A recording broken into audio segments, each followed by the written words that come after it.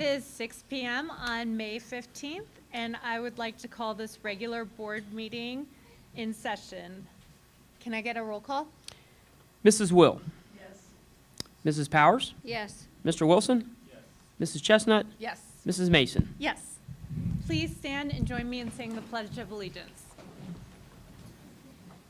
I pledge allegiance to the flag of the United States of America and to the republic for which it stands, one nation, under God, indivisible, with liberty and justice for all.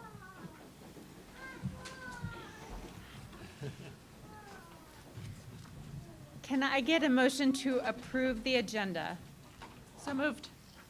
Second. Any discussion? Please call the roll. Mrs. Will. Yes. Mrs. Powers. Yes. Mr. Wilson. Yes. Mrs. Chestnut. Yes. Mrs. Mason. Yes. Now, can I get a motion to approve the resolution to initiate procedures under Ohio law for the re-employment of retired employees? So moved. Second. Any discussion? Please call the roll. Mrs. Will. Yes. Mrs. Powers. Yes. Mr. Wilson. Yes. Mrs. Chestnut. Yes. Mrs. Mason. Yes. Now I need a motion to approve the minutes of the regular board meeting held on April 17th of 2025. So moved. Second. Discussion? Can I get a roll call? Mrs. Will. Yes. Mrs. Powers. Yes. Mr. Wilson. Yes. Mrs. Chestnut. Yes. Mrs. Mason. Yes. Now I'm looking for a motion to approve the minutes of the special board meeting on May 8th of 2025. So moved. Second. Any discussion? Please call the roll. Mrs. Will. Yes. Mrs. Powers. Yes. Mr. Wilson. Yes. Mrs. Chestnut. Yes. Mrs. Mason. Yes. Now I would like to hand it over to Josh Kaufman. Thank you, President Mason, Board of Education. It's always a privilege to recognize our fantastic student artists, and this month, we're going to recognize our student artists from Meadowview. So if our student artists would come on up, that would be fantastic. We have a small but mighty group this month, a lot of baseball and soccer and different events that are kind of keeping other people, come on up, come on up. So we have 3 of our student artists. We're going to recognize all 7, but 3 are with us this evening. We are going to start with 6th grader Cedar Chapman, and we've changed the, so I apologize, it's behind you right now, but they get lots of airtime on local ICRC, right? So we're going to go left to right. We've got Cedar's artwork there on the top left. Congratulations. We'd also like to recognize Harvey Schultz, Alexandra Eppert, and Jace Estes, who are not here tonight, for their artwork. And then I'd like to recognize Vincent Durande. Congratulations, bud. Great job. And 1st grader, Miss Josie Wolford. Congratulations. Well done.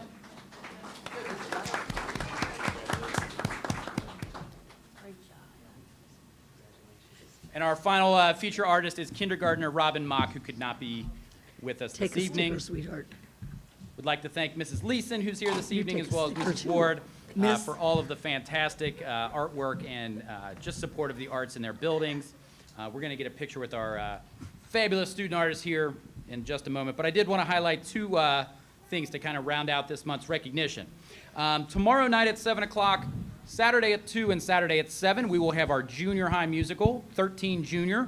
Tickets are free, but you do need tickets. It is reserved seating. So just hop online. Parker Brown got a great post out for us today with the link and the information for tickets. Make sure you grab a ticket for that. The kids have been working really hard, and it's a really, really great production. And then finally, more on this will come in September when the actual recognition occurs. But last week, we were notified by the Country Music Association Foundation that one of our band directors, Brandon Ditkin, was named as a Country Music Association Foundation Music Teacher of Excellence. And just to give you a little bit of context into how big of a deal that is, every year the CMA recognizes 30 music teachers from throughout the country.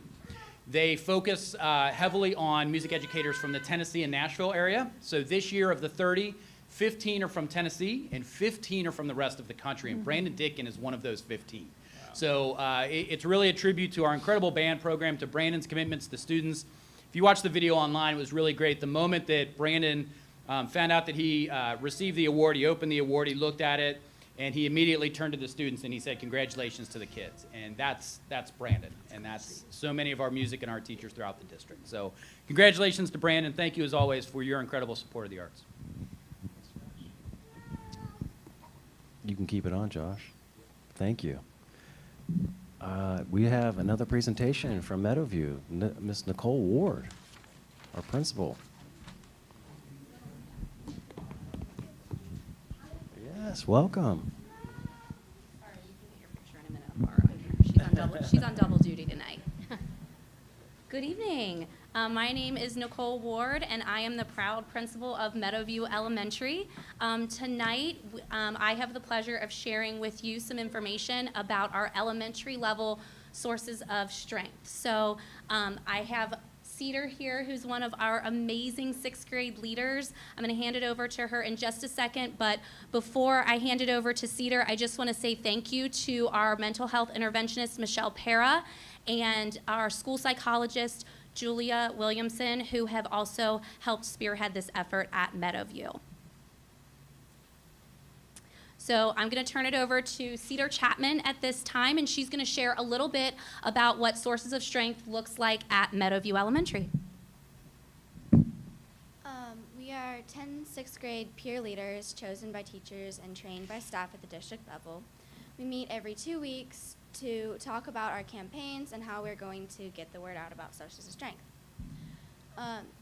Sources of Strength helps kids connect to peers in the building in order to talk about things that are going on in their lives, things they need to get off their chest, etc. I've learned that everyone struggles and that no one's alone in their struggle and that there's always someone there for you. We do campaigns like we do morning announcements, and that is we said hello in different languages on our morning announcements.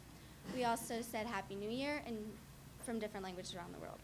We did High Five Friday, where every Friday before breaks, we would meet at our exit doors and we give all the kids high fives on our way out.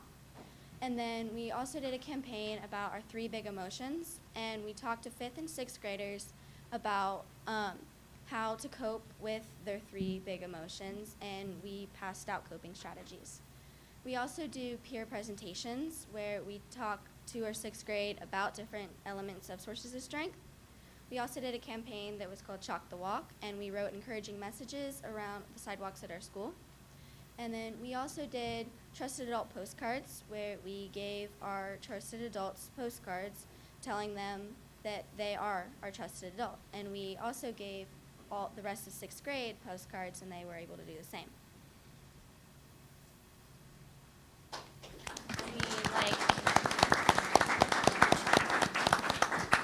She is going to be a hard one to pass on to the middle school, Mr. Wells.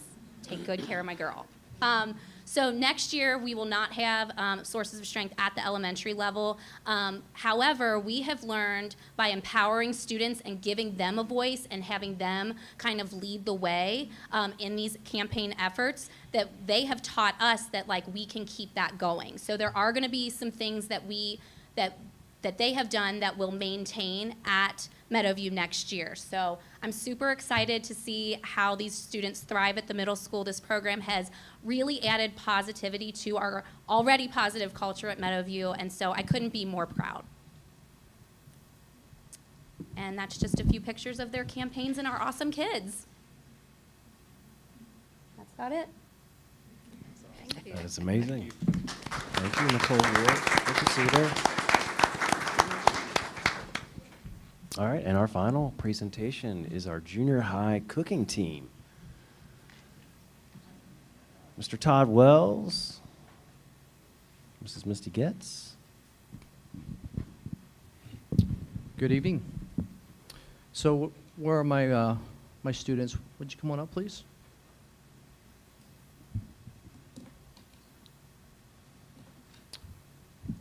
I feel like I'm stooping down here. I'm not too tall. So anyway, thanks for letting us present this evening. Behind you, I have 3 wonderful 8th grade students that were given the opportunity to participate in the Ohio Student Chef Showcase. Started about, what, 2 months ago, would you say, ladies? So around 2 months ago, Tina Reynolds, our Director of Food Services, and Tanika over there, who's been a wonderful coach and mentor and advisor, came to Mrs. Getz, and it kind of trickled down to me a little bit and said, would you be interested in doing this competition? So she reached out to all the buildings in the district. We had 5 teams from the junior high that got together. Now all these girls are all on the same team, but I don't think they're all in the same peer group, so they kind of got together. And I can go on for hours. A lot of people know that I like to talk, but truly, this process is really a portrait of an eagle that we talk about constantly in collaboration, critical thinking. But these wonderful young ladies here competed. They created a grilled chicken sandwich and a glazed carrots and a baked potato with homemade butter and chive. They submitted that to the state, and then at the state level, the state then chose 5 teams from around the state of Ohio. So with this meal that they created, it had to be under $4. Tanika may have to help me. Where's Tanika? Is she behind us? There she is. I'm going to have her stand at the mic because it's really all about Tanika and these girls. But they had to create this dish for under $4.50, which would be one of the nutritional guidelines in cost, because if they would have won, their dish would have been sold next year in lunchrooms across the state. But unfortunately, Hamilton City won, but in our hearts, our girls were champs, and they really won. They went through a very, very hard process. So when they created the dish at the junior high a couple weeks ago, they created, I believe, 75 samples. We cut those in 4s, and then we served them to our 7th and 8th graders. And then the hard part of this for them is then we created a Google survey for the staff and students. Now, we know some students aren't very kind. They said, I needed some type of sauce or something, but they had to present that to the judge and explain to them, this is the feedback we got from our peers and our staff, and then they had to add some additional things to it. So we do have a nice banner Ms. Getz is holding. We will share that, and I think the girls really wanted to take it to the high school next year, but I think it will look nice in the new middle school. So we're going to hang that in the cafeteria. We may have them sign that and date that, so it will be there for years to come. So like I said, I can talk forever, but I'm going to let Tanika take the mic here and share a little bit more, and if any of the girls want to speak a little bit, we'll let them speak as well. Sorry, my voice is gone. I've been talking all day. The project was presented to us through Ohio Education Nutritional. They're always looking for the next big thing that they can use in their brochures and on their website and their Facebook page. The challenge was to create a school meal that you would think everyone would eat in a school. And for us, our dish was simplistic, it was easy, and it's something that can be easily replicated. You don't have to have a 10-star chef in the kitchen to prepare it, like a vegetarian taco. Although you have a 10-star chef in your kitchen.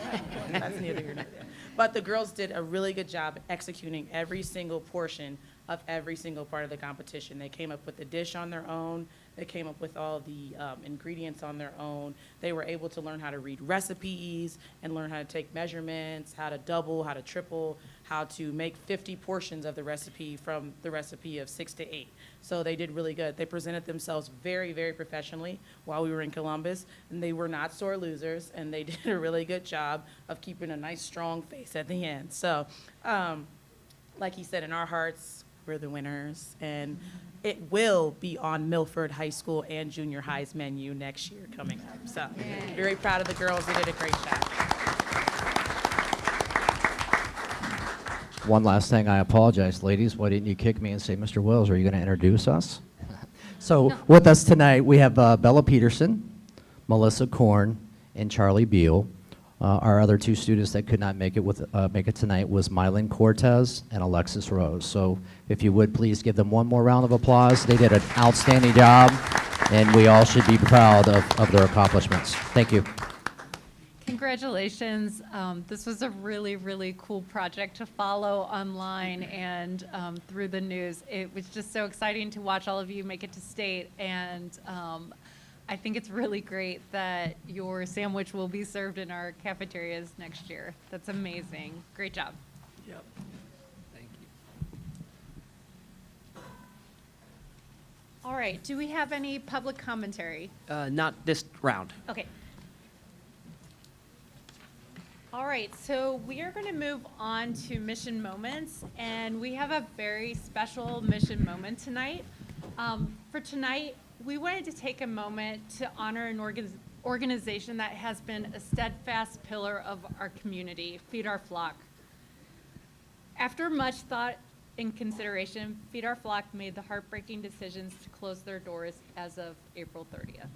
While their services may no longer be available, their legacy of compassion and dedication to Milford students and families will be felt for years to come. Feed Our Flock's commitment to our community was truly exceptional. For years, they provided much-needed resources, support, and a sense of belonging for families who needed it most. Their mission always went beyond just helping. It was about uplifting our community and ensuring that no one had to face challenges alone. Their final act of service, raising funds to help our graduating seniors pay off their fees so they could walk across the stage and receive their diplomas, is a perfect example of their unwavering commitment to our students. In less than 24 hours, the community came together raising over $11,000 to ensure that these students could walk with their peers at graduation. And even after reaching their goal, Feed Our Flock continued to collect donations to help even more students in need. Their work, even in their final days, exemplified the very core values that we hold dear in our district: kindness, compassion, empathy, and being student-centered. Sarah, Audra, and Candy, the heart and soul behind Feed Our Flock, have given so much to Milford. Their tireless efforts and heartfelt compassion have impacted countless lives.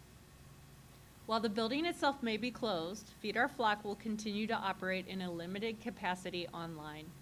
Even without a physical space, these individuals remain deeply committed to helping others, still actively connecting Milford students and families with local resources and working to improve the lives of those in our community. Their influence will be felt for years to come, and we are deeply grateful for everything that they've done. The work that Feed Our Flock has done reminds us of the power of community and how together we can make a lasting difference in the lives of our students. So thank you, Feed Our Flock, for everything that you've done for our families.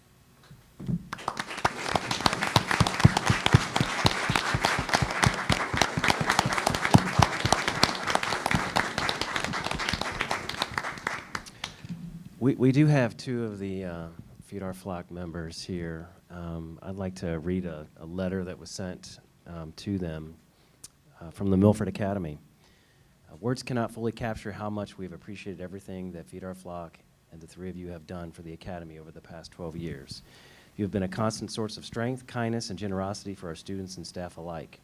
From the weekly food bags and the unforgettable Thanksgiving feast to the lovely prepared Christmas gift bags for each of our students, you have poured love into every detail. Your support has gone far beyond the physical. You've offered financial help, emotional encouragement, and comforting presence that we've come to count on. You didn't just serve a school, you nurtured a village. This has been a beautiful calling carried out by a selfless group of mothers who have touched so many lives. Your hearts, your hands, and your time have left a lasting imprint, and you will be deeply missed. With our warmest thanks and enduring gratitude, the Milford Academy.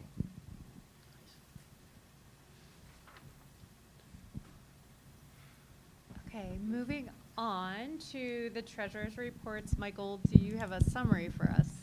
Yeah, so we spent most of our committee talking about the 5-year forecast and tuition, tuition-free kindergarten. We have the kindergarten discussion on the agenda for later, so we'll talk more about that later in the meeting. Doug is about to go over the 5-year forecast, so we'll look at that together with him. The only other piece to mention is our state performance audit is going very well. We can't discuss any of the details right now, but the timeline of that is they're continuing their field work through July. They are on schedule to do an exit conference in September. They're on schedule to release the report in October. And then there'll be implementation tracking that's to be determined. So after the fact of the report, they'll follow up to see how we are following their recommendations from there. So the state performance audit's going really well. Received very good remarks from them for all the administration. So thank you, John and Doug and entire team, as they have to dedicate time and resources to working with the auditors. And that was pretty much the committee. I'll let Doug take over from here for the 5-year forecast, and then we can kind of chime in with questions as he goes along. Okay, so I need a motion to approve the board reports. So moved. Second. Okay. All right. Madam President, members of the board, thank you for this opportunity to give you a fiscal snapshot. Well, we're jumping ahead of ourselves right there, we go. Where we are for the month of, or through the month of April. So as you can see in our first slide, as you scroll down there, Steve, you can see that we keep going. We are balanced, which is great. And then, of course, we're balanced in payroll. That's very important. And then as you scroll down to the next slide, this is our investment page. And you can see, and I know it is hard to see, and I'm looking at it, so I'm going to use my cheat sheet, that for the month of April, we earned $458,000, and year-to-date, $4.7 million. Well, that's great. As you scroll down one more page, now, this is a snapshot of the 5-year forecast for the month of April. Why this is important is last month, if you scroll down, we obviously have our revenues and expenditures. Scroll down just a little bit more, Steve. Right in here, last month, we were at negative 11 million. Because we have received our property tax settlement, which is something we get twice a year, it shows that we're now at a positive 6.5. That is excellent, because we were projecting a negative 3.9. So through the month of April, we're doing a very good job of being fiscally responsible. And then the next slide kind of gives you a breakdown through some graphs where you see that the local revenue is up from fiscal year 23 to 25. State revenue is going to be down a little bit because we haven't received everything. And then, of course, all other revenue, which varies, is down from, it's up from fiscal year 24, but down from fiscal year 23. Doug, with the information right above, since we're getting close to the end of the fiscal year, how do you see us ending up? We will get to that. Okay, just making sure. We will get to that. All right, so then our expenditures. So as you scroll down to our expenditures, you can see that salary and benefits are up. You can see that purchase services are down, and all other expenditures are down. Now, what's important to know is there are things that are going to be up every year, but right now we're seeing purchase services down approximately $761,000, and all other expenditures down around $652,000. And then the last graph gives you a different explanation, or just a different format, but it shows you the same thing with salary and benefits and then purchase services. So that's the month of April. Any questions on that before we jump into the 5-year forecast? Okay.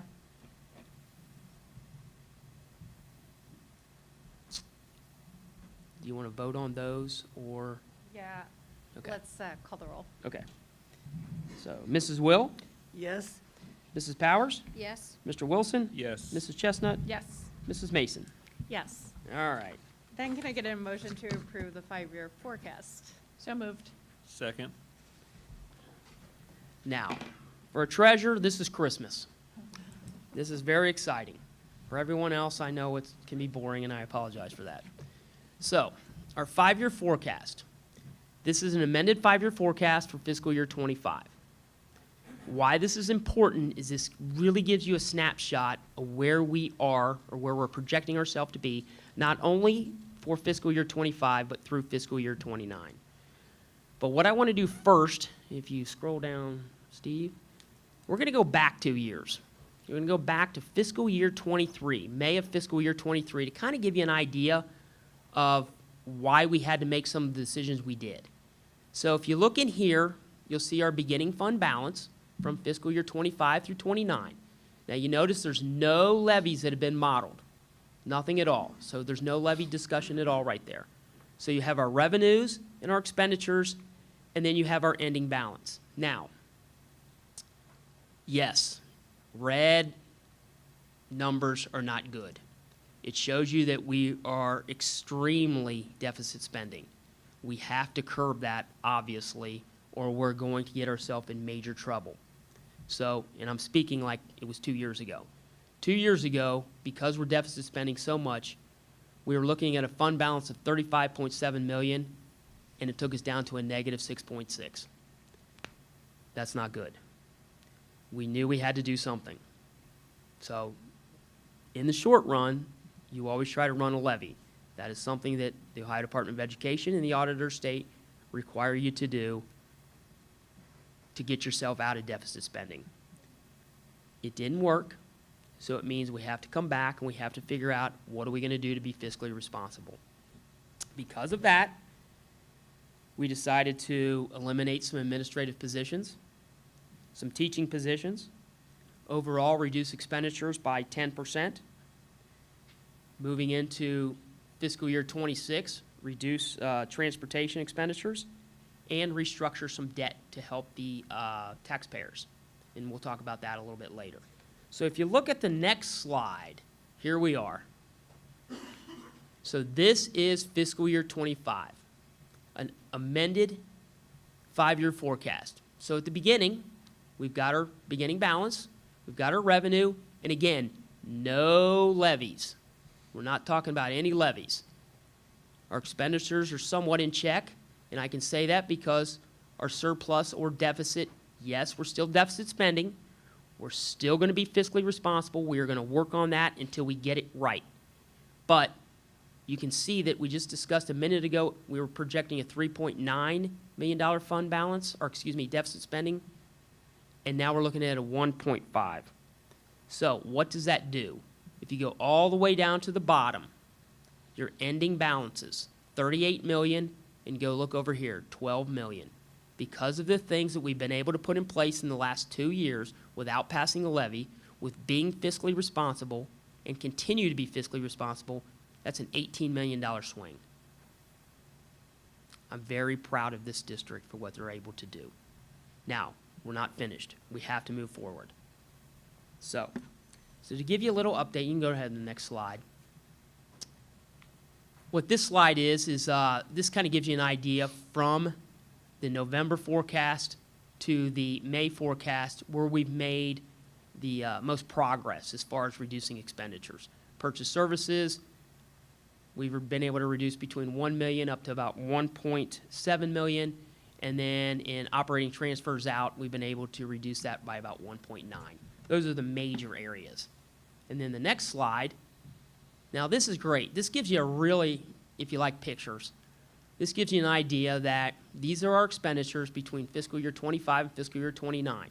So showing that comparison between November and May, you'll see where we're starting to reduce our expenditures.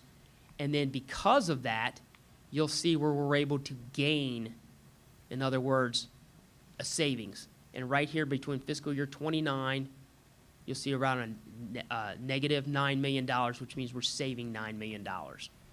That shows you're moving forward. And then your next slide. Now, here's a couple circle graphs, and they're easier to read for me. Some people like the bar graph, and we'll show that one here in a minute. But here's a breakdown of your revenue, and you can see that that is all your local revenue right there. So majority of our revenue is local. Right in there is your state sources. Right in here, the green section, That's your property tax reimbursements. So your 2.5% and 10% reimbursement that you guys see on your tax bills, we get reimbursed from the state as well as homestead exemption. And then on the expenditure side, you'll see that right there, our largest portion is salary and wages. And then you've got benefits right there and purchase services right there. And then on the next slide, now this is a bar graph showing you the same thing, just in different direction in case it's easier to see. But here's your local revenue, state revenue, and then of course your salary, benefits, and purchase services. And then the next slide. Now the next slide gives you an idea of just plain and simple. Began the year with 81 million, revenue of 81 million, expenditures of 83, so we are deficit spending by 1.5. And how does that affect the fund balance? You'll see that we began the year with 39.7, and we're projecting to end the year with 38.1. So we're still doing well, but we got to fix that. Next slide. Okay, so here's a pie chart. I love pie charts. To me, this is easy to see. So this is a revenue analysis. So here's your local taxes right there. So majority of our revenue is local taxes. State funding is the next section. And then you can see over here that under local taxes, you'll see the property taxes and public utility personal property taxes, which is what utility companies pay for the land that they use to, out to fiber and Duke and water. So, and then you have state funding, where you'll see the fair funding plan, restricted funding that we have, and what we discussed earlier, our reimbursements for state share of local taxes. And then, of course, all other. Then the next slide gives you an idea of our expenditures. So as we discussed earlier, majority of our expenditures are personnel, salary and benefits. And then purchase services is the next section. Half of that is transportation. And then all other expenditures. And then the next slide. Now the next slide is an important slide. Probably one of the most important slides. We have a 90-day cash reserve policy. So as of fiscal year 25, we have 167 days of cash on hand. That's great. You can see that it's dwindling down by fiscal year 29. So that means I keep saying it, but we have to reduce expenditures, we have to be fiscally responsible, we have to get that up. That doesn't sound the alarm, that doesn't make us panic, we're not broke. It just means we've got to fix some things. That's what that slide tells me. And then the next slide. Now, this next slide is another important slide because it tells you the same thing, just using different graphs or different numbers. So in fiscal year 22, we had 6,258 students. By fiscal year 25, we're down to 5,537. That's a drop of approximately 11.5%, or 721 students. What's hard to imagine is of that 721 students, 179 of those are kindergarten, which we will discuss that obviously later. So that is a big deal because you'll see that that drop in enrollment means that we're not receiving as much money through the Fair School Funding Plan. The Fair School Funding Plan is designed to pay you on the amount of students that you're educating. And then the next slide. Now the next slide is a pretty interesting slide. So this is the daily cost to educate a student. And you can see that it only costs us $84 a day to educate a student. What's amazing is of that $84, it only costs the residents 35% of that. Everything else is coming from the state, federal government, or business taxes. And then the next slide is another comparison between November and May, and it shows you that as far as revenue, we are down by approximately $294,000, but what's really great or awesome is expenditures right now are down $2.6 million. So, any questions? I just had a few questions. So when we look at the personnel Uh-huh. We were looking at like the fiscal year expenditures for 25. Can you break that down a little bit? Like, help me understand like what's in there. In personnel, Yeah. all salaries So, in the general fund. well, because I know that we made some expenditure, well, we were going to make some expenditure reductions in personnel when we were talking about closing the neighborhood schools and going to grade banded schools, which would have cut like 30 to Sure, 40 sure, positions. sure. So is that reflected in there? Because we didn't end up going to neighborhood schools. Correct. So in November, you did not see that reduction.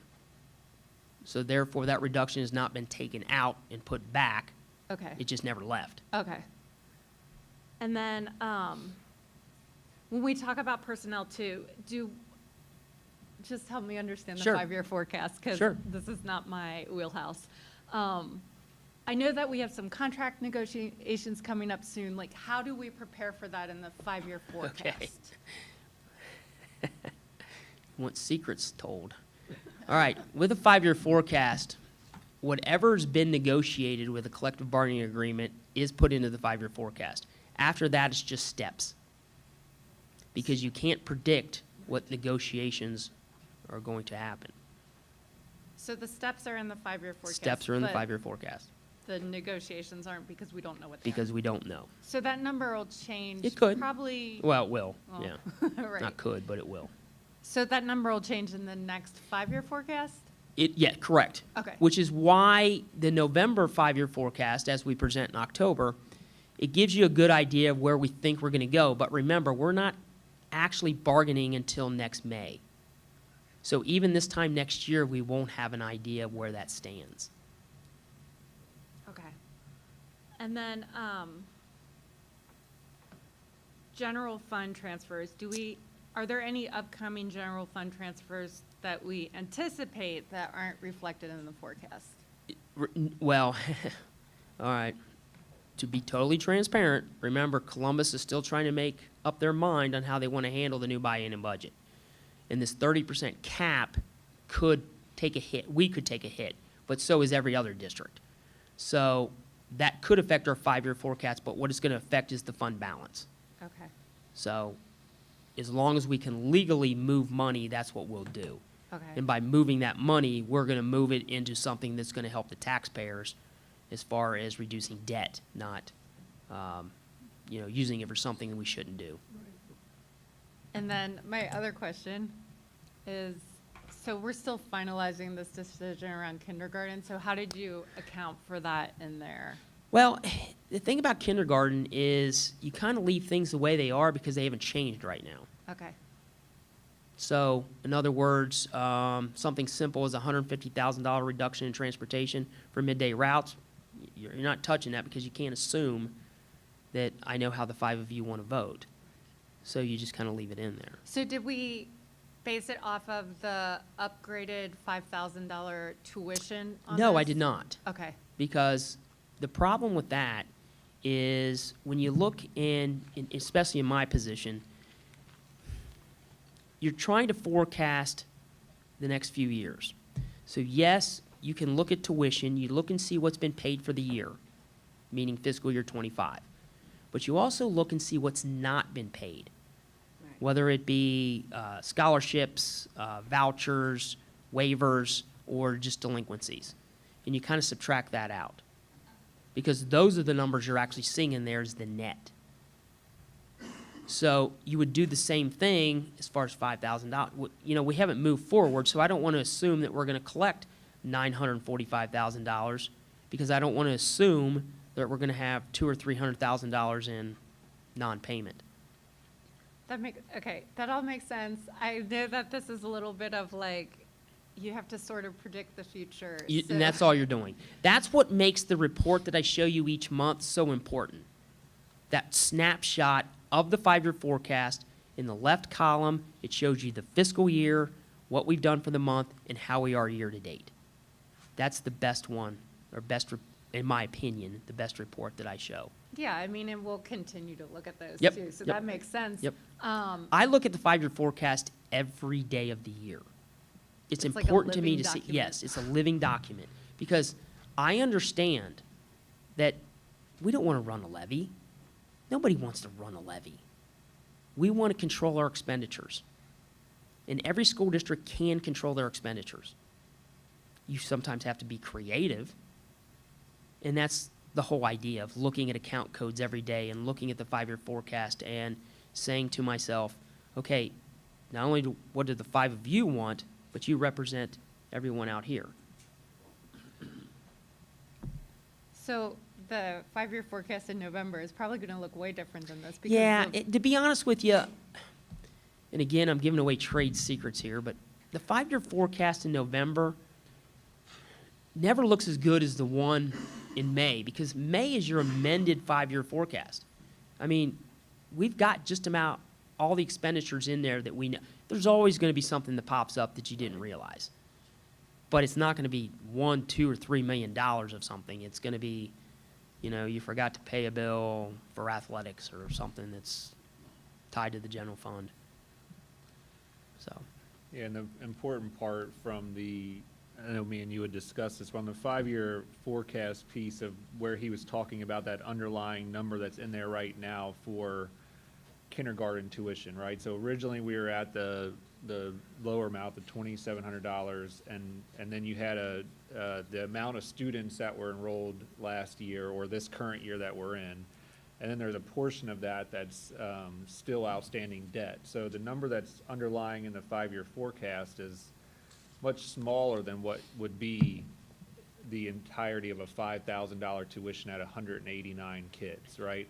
So if, we'll discuss all day, we'll discuss kindergarten more later, but as we look at the numbers of what the actual investment would be there, and we look at the 5-year forecast trending in the right direction of our deficit spending going down, it's not a one-to-one comparison of if you give all-day kindergarten, you automatically lose $980,000 in the 5-year forecast, right? So the forecast is still trending in the right direction, even if we were to make that decision, because of the numbers are based off of the actual numbers, not what would be projected out there. So is that accurate, Doug? Correct. Yeah.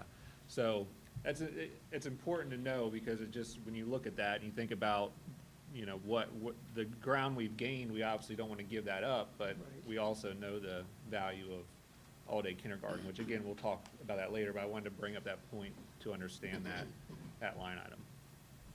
I have a question about the enrollment. Yes. So I do feel like I hadn't seen a dip that big yet, and I think that I had just not seen things that had looked out that far. I think we were, Steve, can you go back to that slide? oh yeah, that dark blue. There you go. So I feel like we've been hovering around 6,000, and if it was a drop in enrollment, it was pretty small. So is there something that changed? Is it lower Okay. birth rate? Well, that is part of it. To defend all school districts, when the Fair School Funding Plan started, if someone lived in your district, you got to count them as part of your, we call it ADM, which is average daily membership. We call it my office, we call it butts and seats. The whole point is enrollment, starting in fiscal year 22, went down because all the students for whom you were allowed to count who left your district to go to another school, charter school is a great example, open enrollment out, the money filtered through you, and then you paid them through your foundation payments. They changed the law with the foundation or school foundation program, and because of that, the enrollment we had with those students went directly to the schools where they were attending. So you took a major hit right there. So that's the big drop that we see. That's the big drop, yes. From there, yes, you have birth rates, the voucher system, that's a big hit. And, I believe that we do an incredible job in this district of making sure we hire the right people. They're awesome. They care about the kids. They care about education. So we're doing everything right. And it's like any business, you're like, okay, I'm losing customers. what do I do? How do I get him back in the door? So there's never an easy answer, but it's something you do consider all the time when you see graphs like this. And opposed to some of our districts, and I'm thinking farther east, we don't have a lot of places to build. Like, we don't have No. full neighborhoods going in. It's No. a onesie, twosie, or it's a couple houses, so. And that's a great point, because if you look at our neighbor, let's say, let's start with Loveland. You know, years ago, Loveland had a lot of room to grow, and they have. We don't. So the only thing we can do now is if people want to come and start buying homes and knocking them down, and it might happen, I don't know, but, you know, you're right. We're landlocked. Miami Township had a lot of room to expand. But they've utilized all that in the last 20 years. Goshen still has a lot of room. They can move, but we don't. So with that number, with the number from 2021, is that the one that we're being, like, accounted for on the guarantee? You mean the guarantee? The guarantee is actually 2020. 2020, okay. Yeah. So how this works is there's a formula, and the formula is based on 3 basic variables, and that's property value, income, and enrollment. So they start with $8,000 per student. It's actually a little bit more than that, but just around $8,000 per student, and then they put everything into the formula to see locally what you can afford. Well, we can afford a lot, so it takes what the state pays us from $8,000 down to about $2,300. So every child that we educate, we receive $2,300. Now, they go ahead and they calculate the formula, and they realize that all the districts, when they started this, weren't able to match what they were receiving in 20 when the fair funding plan started. So it's called a guarantee. They supplement the difference between what the formula says and what the fiscal year 20 revenue that we were generating from the state. So they give us the difference. What's going to happen in the 6-year phase-in is at the end of year 6, the guarantee will go away. The governor came with his proposal a few months ago and said, I want to get rid of the guarantee now to anyone that's losing enrollment. Well, that's probably 60% of the districts out there. And most of it, to no fault of their own, was because of the way the funding plan occurs and how you used to get funded for the kids that didn't even go to your district, but they filtered through your district. So there's going to be a whole lot of districts that just fall off a financial cliff when this goes away. They can. And then if they put the 30% cap on top of it, now we're in a district that, you know, everyone takes care of us here. We really do. And I'm appreciative of that. This is an awesome district, and even though the 30%, yes, it hurts your fund balance, but we will survive. I feel bad for smaller districts, whether they're in Southwest Ohio or, you know, Southeast Ohio or Northeast, Northwest, because if they're small districts and I know this term is thrown out a lot, a mill has to do with the value of your property. You know, small districts, even in Southwest Ohio, there's districts where a mill is only worth $90,000. So just to think about that a minute, when people hear a 10 mil levy, I mean, that kind of freaks you out. 10 mil levy sounds like a lot. It only generates $900,000 for a district. Well, I don't care how big or small you are, $900,000 is not a lot of money to keep you moving for many years to come. So this 30% cap, what makes it hard is districts would be reduced, and the first thought is, well, let's go out and run a levy. Well, guess what? You run a levy, you pass the levy, you're above the 30% cap, the money gets taken right back. So it goes back to the idea that, just like at home, you just can't generate money out of nowhere. You have to reduce your expenditures, you have to control, you have to be fiscally responsible. So. It's a lot of moving parts. Scary, I know. Yep, a lot of good information, though, Doug. It's a lot of information. Well, call the Ohio State Senate, because I was gonna say this later in the kindergarten piece, but so the House budget bill went to the Senate. They're hearing testimony this week in the Senate. They expect that they'll put out what is called a substitute version by the end of May. Could come out next week. The substitute version is all the different changes that they make from the House budget. And then there'll be what is called a omnibus amendment in mid-June. So we'll know more at the end of May if they're gonna keep, obviously if they signal that they take out the 30% or they do things like that, it'll give us a good indication that that's probably gonna go away, and then we can start to plan accordingly going into our meeting next month. But, there's still time to write your senators, your House members. You can obviously go on to their website and write the alias that goes to all of the Education Committee for the Senate. And, if you support public schools, which, if you're listening to this, I'm sure you do, you should write them and also ask them to pay for all-day kindergarten. That's Senator Terry Johnson and Representative Gene Schmidt for anybody who lives in Milford. Yeah. So Well, and I there's do still think time. this guarantee going away is going to be huge, because if we're getting paid for 6,258 students, and our enrollment right now is 5,537, that's a huge gap. Yeah. And that's a lot of money, and I know we're not the only district in that boat. Yeah, so we'll be looking to that amended, we'll be looking for that substitute version come out late May to not have that in there. That's what, and not have the 30% in there. I think other things would be easier to manage, but those two pieces will be tough.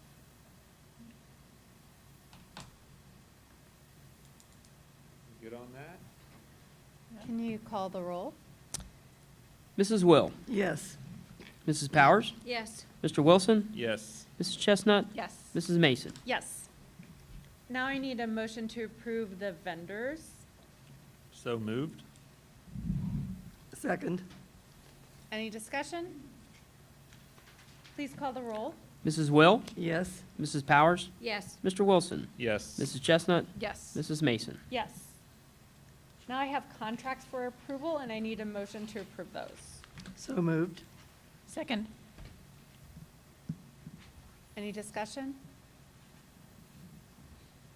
Please call the roll. Mrs. Will, Yes. Mrs. Powers, Yes. Mr. Wilson, Yes. Mrs. Chestnut, Yes. Mrs. Mason. Yes. Now we have a whole list of donations, and I need a motion to approve those. So moved? Second. Any discussion? It's nice to see Peggy True still getting donations in memory of her. It's nice.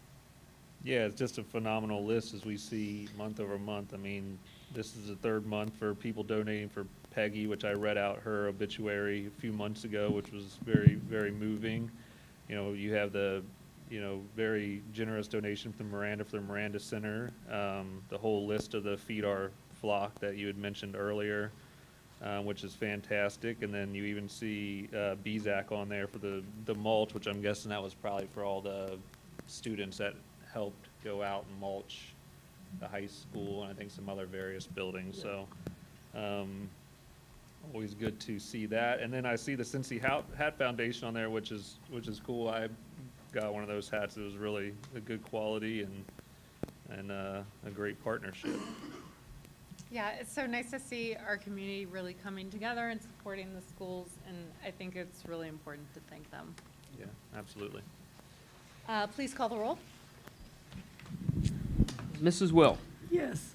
Mrs. Powers, Yes. Mr. Wilson, Yes. Mrs. Chestnut, Yes. Mrs. Mason. Yes. Now I need a motion to approve resolution authorizing the issuance of unlimited tax general obligation refunding bonds. So moved? Second. Can you tell us a little I bit sure about that? can. This is, I'm always happy to do this. This is not a new levy. This just is bond money that we've already received in the past. we now have an opportunity to take it back and refund it, which means save the taxpayers money. So, and we should save approximately $2 million off this. So, very happy to report that. John, this is what we kept seeing on our slides when we were going through the levy, right? When we had that sitting out there and we were trying to Yes. make a decision, so we were able to now put that through. Okay. The nice thing is you get to do this every few years. So, and you need a roadmap to follow all this, but we had bonds from 2001 that became part of 2007, which became part of 2017, which will now be part of 2025. But the whole point is each time you do that, you get to pay a portion of it off. So, And how does that refunding portion work? Does it just take it off the end? so what happens Shortens is, it. as far as bond goes, bond is very similar to your mortgage at home. So the auditors will ask, okay, how much do you owe? And you'll tell them, I wish it was only $1,000, but it's not. $1,000, and then what they do is come up with the rate between the $1,000 and, of course, the interest that goes along with that, and then that's what gets charged to the taxpayer. Okay. And then it goes down each year because twice a year we make payments on principal and interest. Sounds good. All right, can I get a roll call? Yes. Mrs. Will, Yes. Mrs. Powers, Yes. Mr. Wilson, Yes. Mrs. Chestnut, Yes. Mrs. Mason. Yes. Now moving on to superintendent's business. Thank you, President Mason, members of the board. We do have 5 things under the superintendent's business. First is our middle school update. Mr. Jeff Johnson. So, construction, construction still continues to go at a fast and furious pace. Finishes in the academic wing are finishing up. We're ramping up to begin in a couple of weeks to move out of the junior high and start moving teacher stuff, displays, things like that out of the junior high and into the middle school. So this is a drone picture of the academic courtyard. It's not quite done. There's still a little bit on the bottom concrete to finish, but if you see kind of up in the top, right and left and just above the circle, that'll be some low maintenance ground cover that'll go in there. But that's really, it's a really nice space for our students. This is the band room. A lot of work still going on in there, but they've got sound attenuation panels that go along the wall. Same thing with those kind of cone-looking ceiling tiles. That helps with the sound. But basically, our music rooms all have that. Our choir room has it. Ensemble room has it, just to keep that sound at a good level in those rooms. So this is looking from the second floor down onto the cafeteria and the learning stairs. So the learning stairs go up.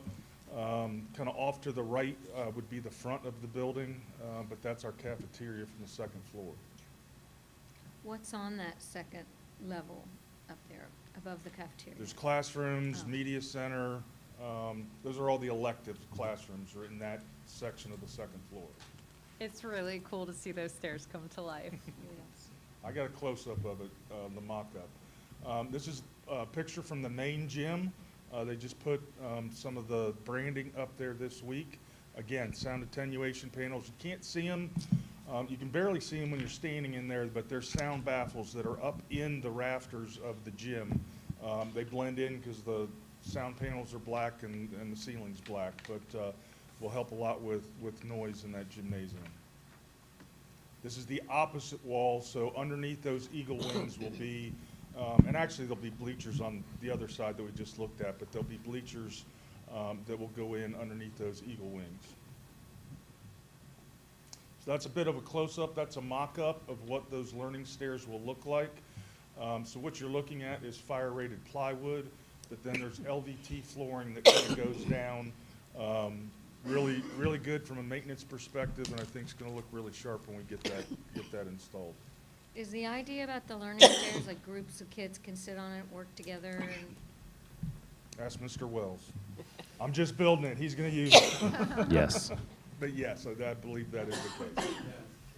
We're gonna put a mushroom there for you just to sit on, and you just educate for the Volunteer education all day stairs. long. There you go. Well, and they, across from that, I didn't get a picture onto the slideshow today, but it was yesterday afternoon or this morning, they installed a projector screen that goes over top of like the doors you walk in the kitchen.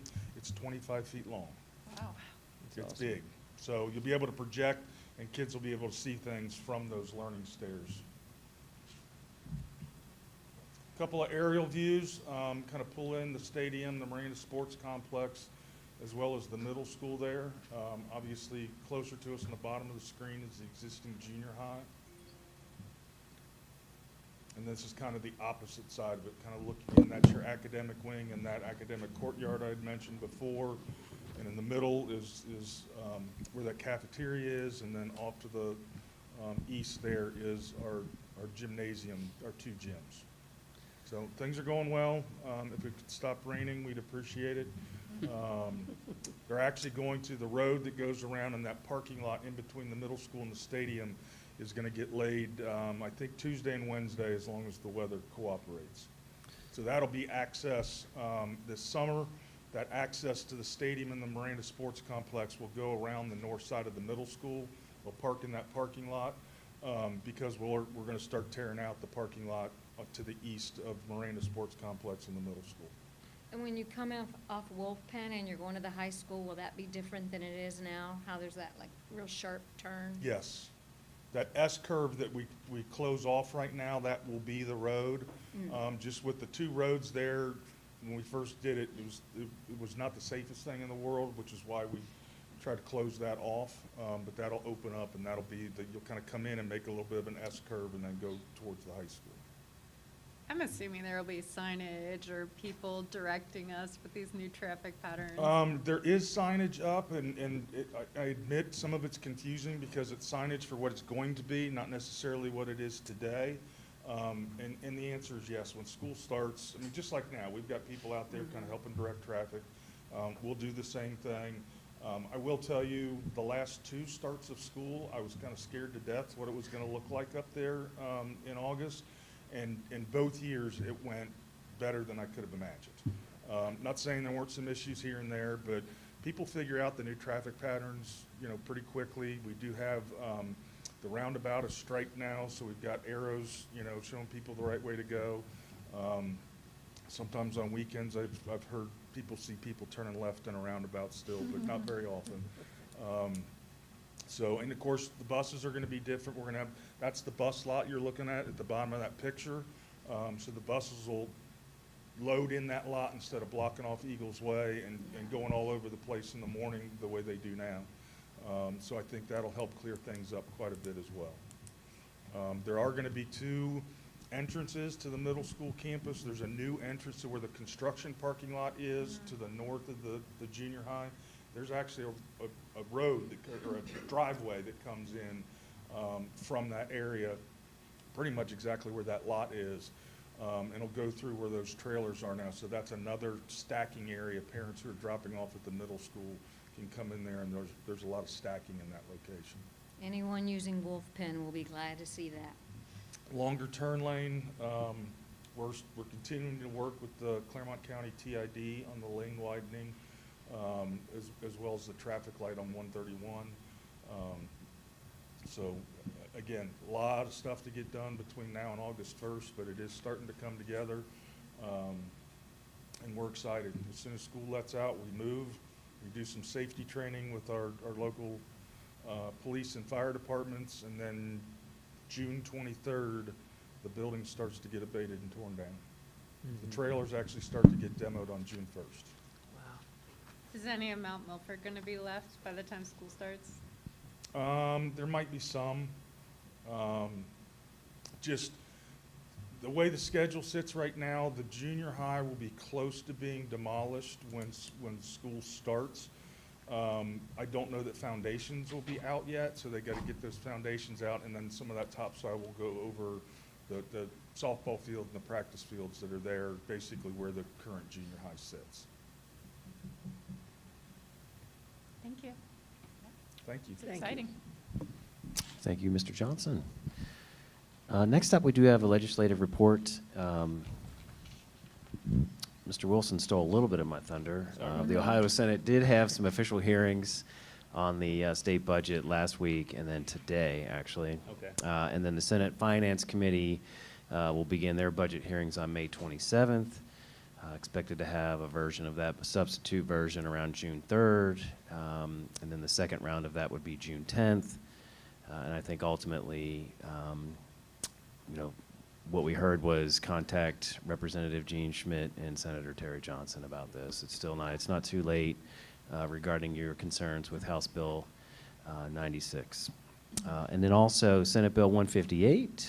Yesterday, I'm sure many of you heard, the Senate voted Wednesday to generally prohibit the use of cell phones in schools, which I think most of us would be okay with that. So we currently have a plan in place at the high school, and then K-8, that's not new for us. So we already do that, so that's not an issue there.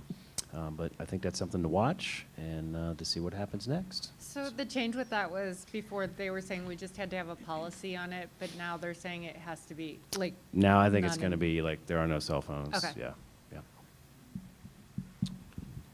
All They right. can't come into the building, or they put them away? Just no use. No use. That's a good move.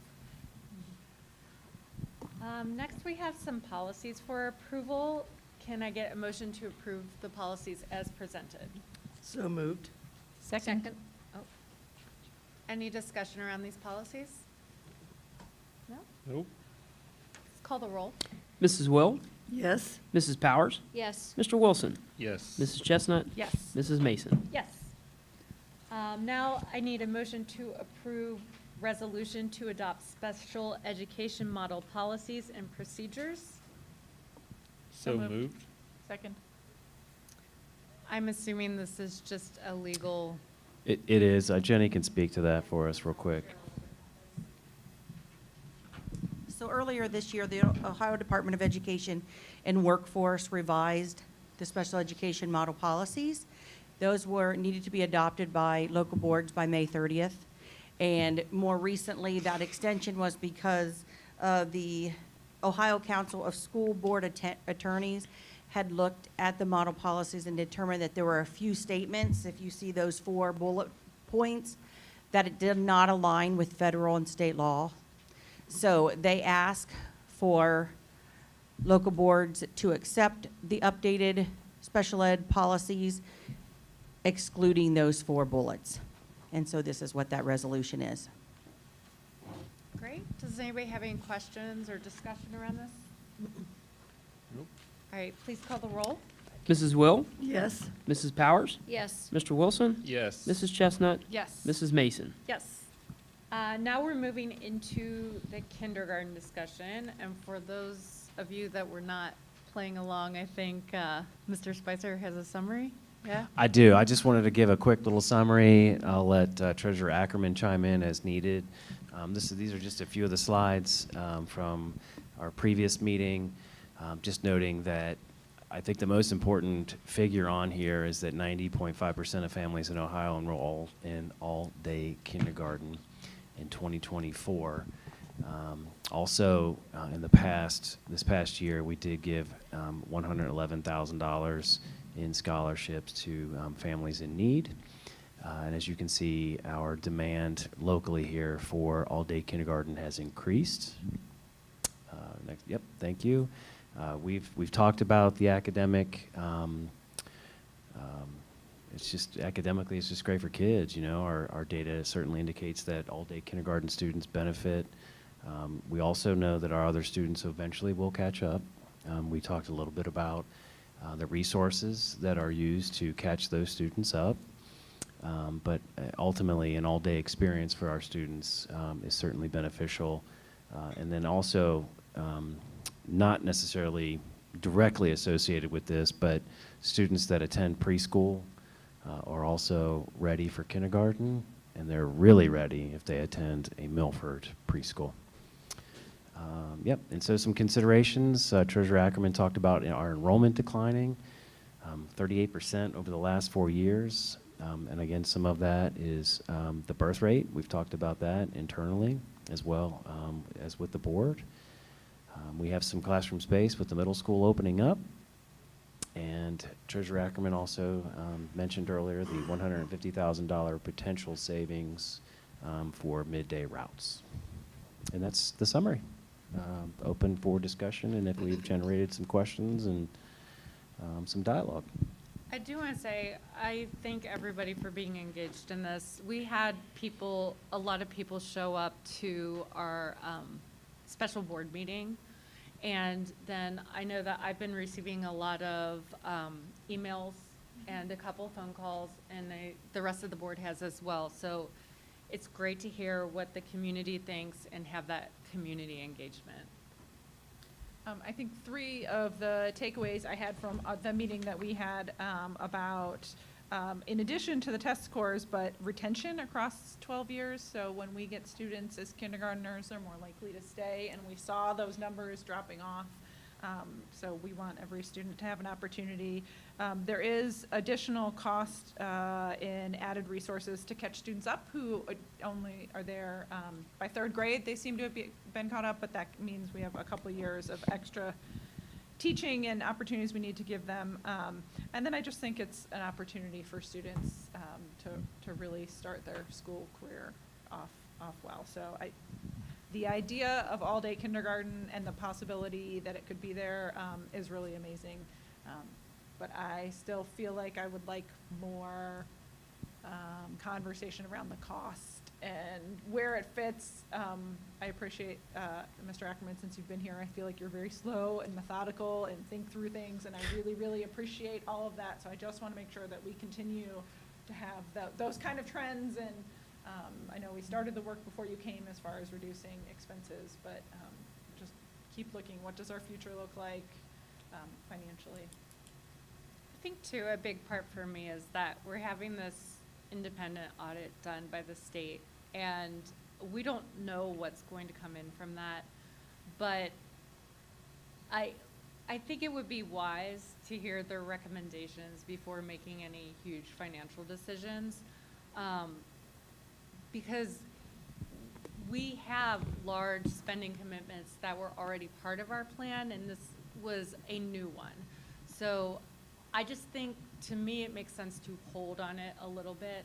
I definitely think that kindergarten is really, really important, especially tuition-free all-day kindergarten, because it's going to help close those gaps for our students, and really help some of the kids that really need this, that cannot afford it. We all know the data and everything that says that it's really important. I don't think this is something that we should say, like, we're not going to do it. But for me, it makes sense, like you said, to move slowly, to ask some more questions, to get some more numbers, to make sure that everything is all aligned before we pull the trigger on this. And I would also hate to promise something to our families and then, like, think about it some more and go back and forth and back and forth. So I just want to make sure that we're making a sound financial decision and that it's something that we can sustain for our families, especially with all the weird stuff coming up in the state, and we don't really know how to plan. Like, at this point, it's really taking a guess, since we don't have what the state is going to do, and it could change at any moment. So I definitely support this goal, and I hope we can get there, but I just don't feel like it's the right time right now. And if we look back over the history, so my son graduated last year, and there was not all-day kindergarten as an option when he was here. So, you know, and that was 13, 14 years ago. So Milford has grown as state funding, as need, I mean, like, we're always balancing these things, and the enrollment has obviously grown over time too. So I think we can get there. I think we're on the right path of trajectory, having the conversations. And I agree. I think definitely the information we have received is the importance of all-day kindergarten is pretty big. Right. But the financial piece of it is also pretty big. So I don't want us to rush in and do something and then we need to take a step back.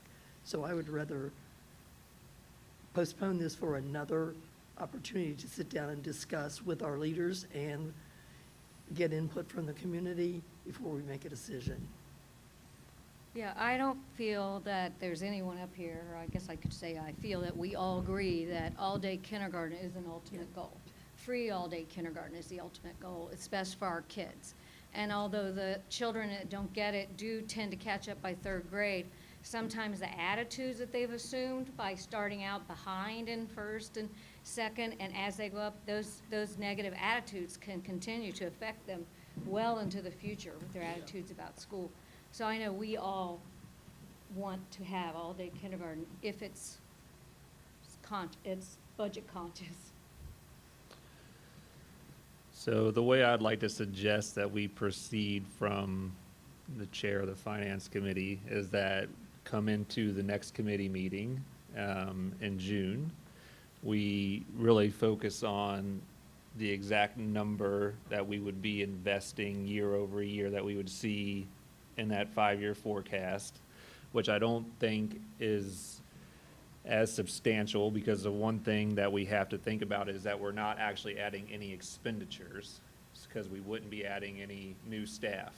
So what we really are giving up is revenue, which generally our revenue comes from tax dollars in the states and things like that. As a public school district, we don't generally look to our parents for revenue. Sometimes they offset fees or pay to play or things like this, but we don't look at this decision, and I know I'm speaking for us on this and also for the district, we don't look at a decision on how much to pay for kindergarten as a revenue generating opportunity. So what we talked about through the situation at the State House with the Senate, we will have more information before our committee meeting next month, and we should have a pretty good picture, although it won't be fully approved by the governor. There still is an opportunity for him to make changes right at the end, but I think come our regular board meeting next month, we'll have more information. I think beyond that, we would be getting too close to the next school year. We know people are making their decisions now about where their kids are going to go. They might be making some deposits or things like that, but that doesn't mean that they necessarily couldn't still decide to change their mind. But that's the way I would like to proceed, so we can see kind of what we see from the state. Because if it does come down to a few $100,000, which I know is not nothing, but we have to think about essential and non-essential. So I know it's hard when we think about pay to play and busing and things like this, but it is non-essential in the way that we look at it from a public school perspective. And then essential spending is kindergarten, all-day kindergarten, and making sure that we were being equitable for all of our families in the community. So I think that if we go into committee next month and can really look at what that investment would be, if it lands at $300,000 or $350,000, that way when we look at our 5-year forecast, which is looking much better, that may be an opportunity for us to say, okay, the state isn't going to do the 30% thing, maybe, so we don't have to worry about that. The guarantee might be off, so maybe we get a little less.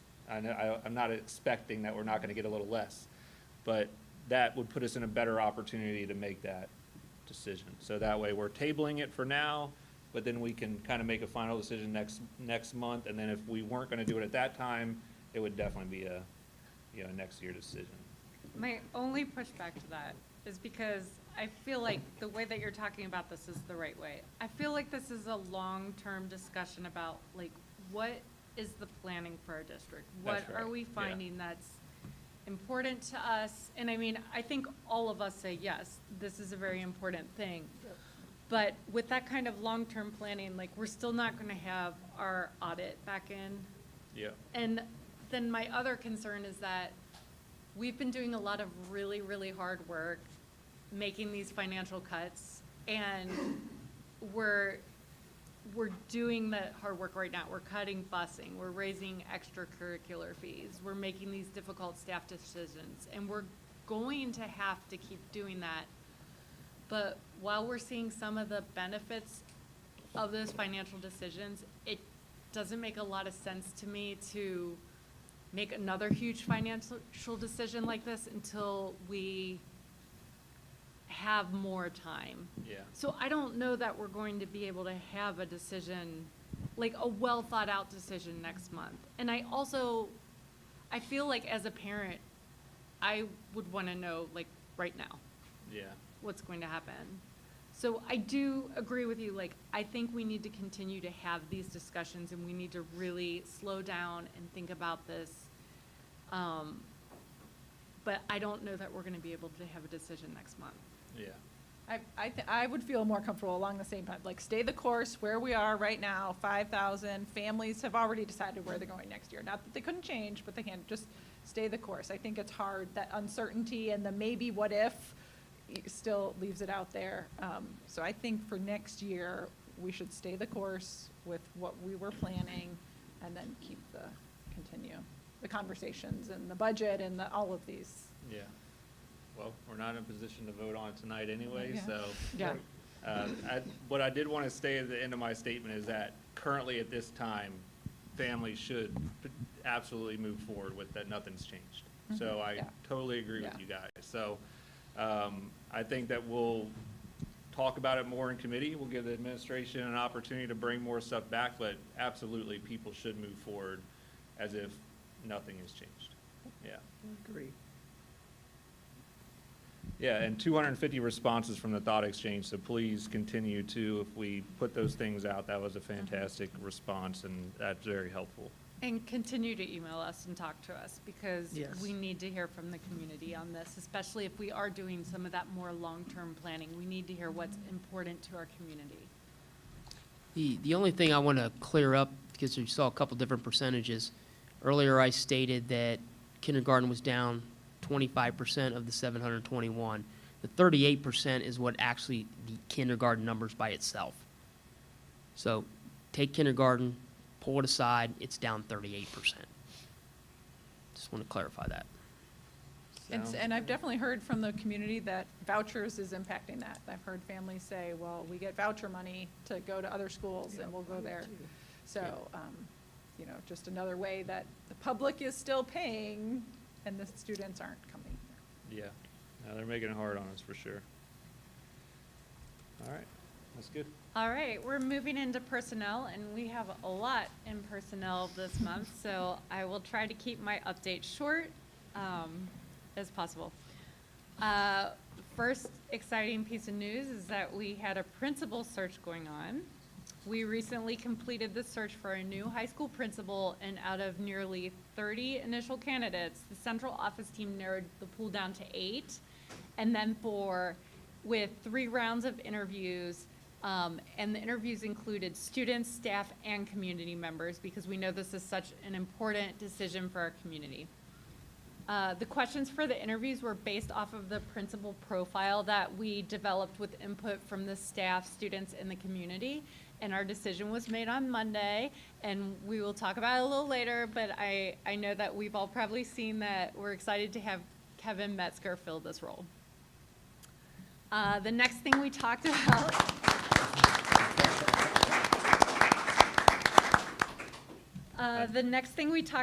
was this EMS survey. So through our partnership with Swoosh, which is the Southwest Ohio Organization for School Health, we conducted a healthcare survey through enrollment management services for both potential employee and district efficiencies. So our staff highly value their insurance benefits, and the survey revealed an opportunity to enhance support for making insurance decisions, potentially saving the district money. The cost of the survey and the follow-up analysis are being covered by Swoosh, and employees eligible for insurance through the district will have the option to meet with the EMS staff to determine if this extended offering would be beneficial for them. We are also exploring an after-school study hall for middle school.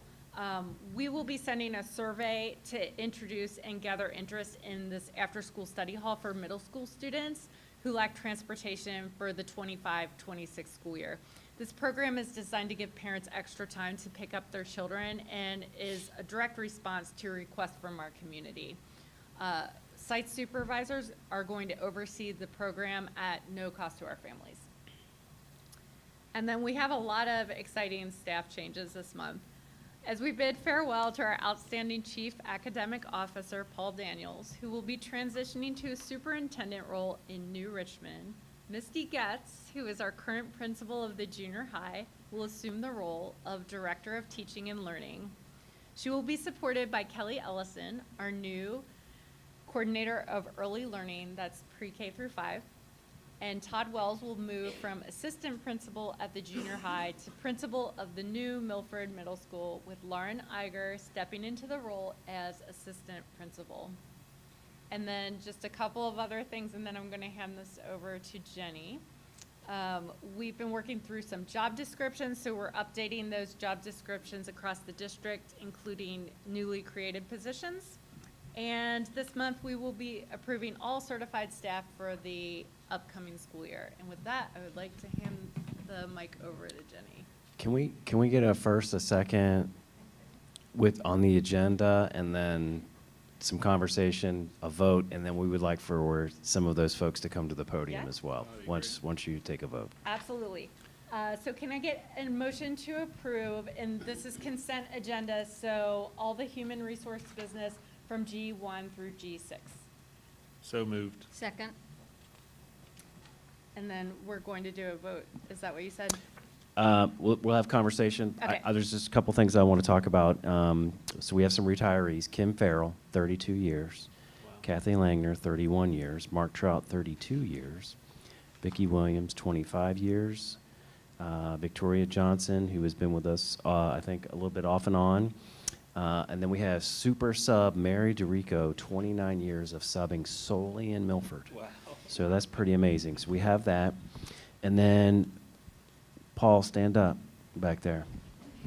Paul doesn't know that I was going to say something about him, but my association with Paul started probably 15 plus years ago. We were colleagues and then co-workers in Cincinnati Public Schools and high school principals. And so our professional affiliation continued after I came here. Paul came to Milford, and the best work that was ever done with us was at South. We shared a classroom at South. Paul and I talk about it often, about just being able to have conversations, spitball ideas. And so I'm going to miss that. But mostly, Paul, I'm going to miss your random singing. I'm going to miss your constant need for a snack of some sort. And, of course, the assortment of condiments needed for whatever lunch you have. But I think most importantly, during this time, you know, I've known Paul as a professional, but certainly he's a valued friend, and I'm super happy for him. And New Richmond has no idea what's about to run them over.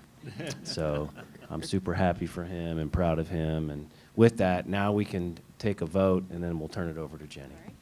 Please call the roll. Mrs. Will, Yes. Mrs. Powers, Yes. Mr. Wilson, Yes. Mrs. Chestnut, Yes. Mrs. Mason. Yes. All right. Well, one of the highlights of HR is certainly watching our employees grow and emerge into leaders. And tonight, this was evident for 5 individuals. So if Misty Getz could join me, Todd Wells could join me, Kelly Ellison is not here with us due to family obligations, if Lauren Iger can join me, and then Mr. Kevin Metzger. So each of them have certainly shown their desire and commitment to expand their leadership and impact the larger group of our school community. Each is eager to begin their new role and work hard for a seamless transition. And again, I want to thank you to Paul, as a dear colleague and friend as well, for his work and dedication to Milford, and he remains committed to supporting these changes and these people as we prepare for the 25-26 school year. I think each of these 3 for sure we're going to start with, and then we're going to do Kevin at the end, so I think they have a quick word that they'd like to share about their new role. So we'll start with Misty. Misty's is a little bit longer, so. Well, I really appreciate the time to just tell everyone a little bit about me and to make sure I thank a few people. So it's only a minute and a half, I promise. That's what I always say, too. It is truly an honor to stand before you tonight as I step into the role of Director of Teaching and Learning. I want to start by saying how incredibly grateful I am for this opportunity. For the past 10 years, I've had the privilege of serving as an administrator in this district, 4 years at the high school and 6 years at the junior high. It has been more than a job, it has been a calling, and Milford has always been home. In fact, I'm proud to say I'm a Milford alumni, class of 1993. I grew up in this town, living in different places all over Milford. My dad was a hardwood floor man, and from him I learned the value of hard work and grit. I got my first job at Lee's Famous Recipe in Old Milford when I was just 15 years old. Is that the timer? No. I'm like, man, that was really From your family.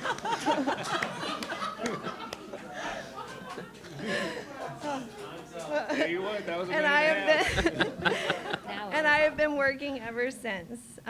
Back then, I didn't know if college was in the cards for me. Neither of my parents had a high school diploma, and we didn't talk much about college at home. But I had a history teacher at Milford High School, Mr. Jim Moore, who changed the course of my life. He believed in me, encouraged me, and told me I could go to college. His belief gave me the confidence to believe in myself. I worked my way through college, and now here I am doing a job I once could only dream of. I've had the benefit of being mentored by so many incredible people over the years who have helped me prepare for this next step. One of those mentors is Paul Daniels. Paul, I will never be able to fill the huge shoes you're leaving behind, but I want to thank you for your leadership, your guidance, and your unwavering dedication to this district. You've done an amazing job preparing me, and I'm grateful beyond words.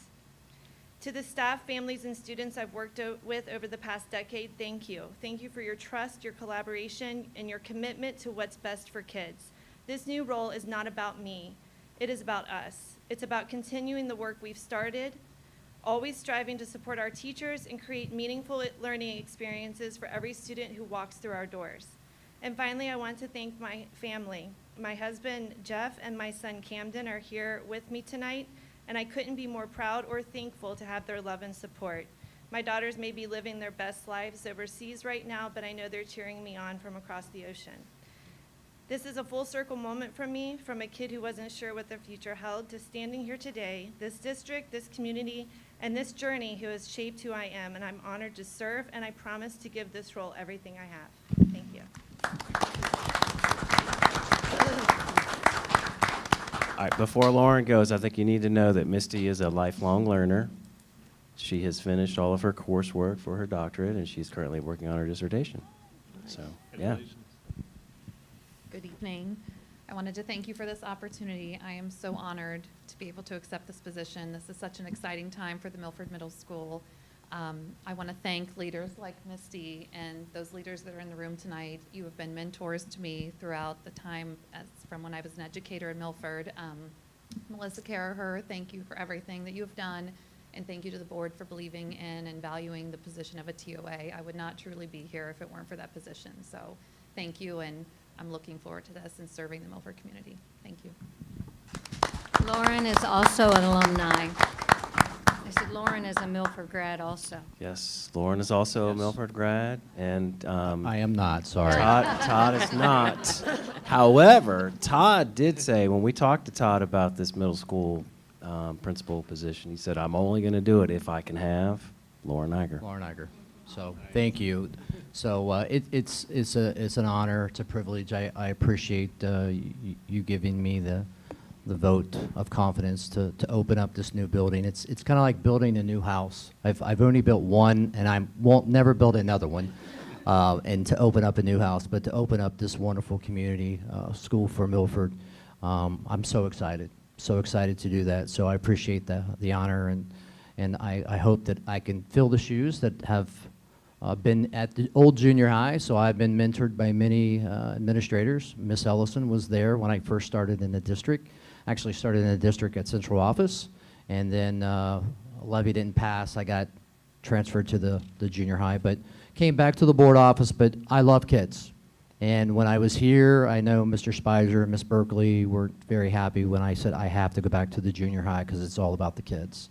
And that's where my heart is. So hopefully we'll do a great job. And if you do get phone calls from parents, just have them call me.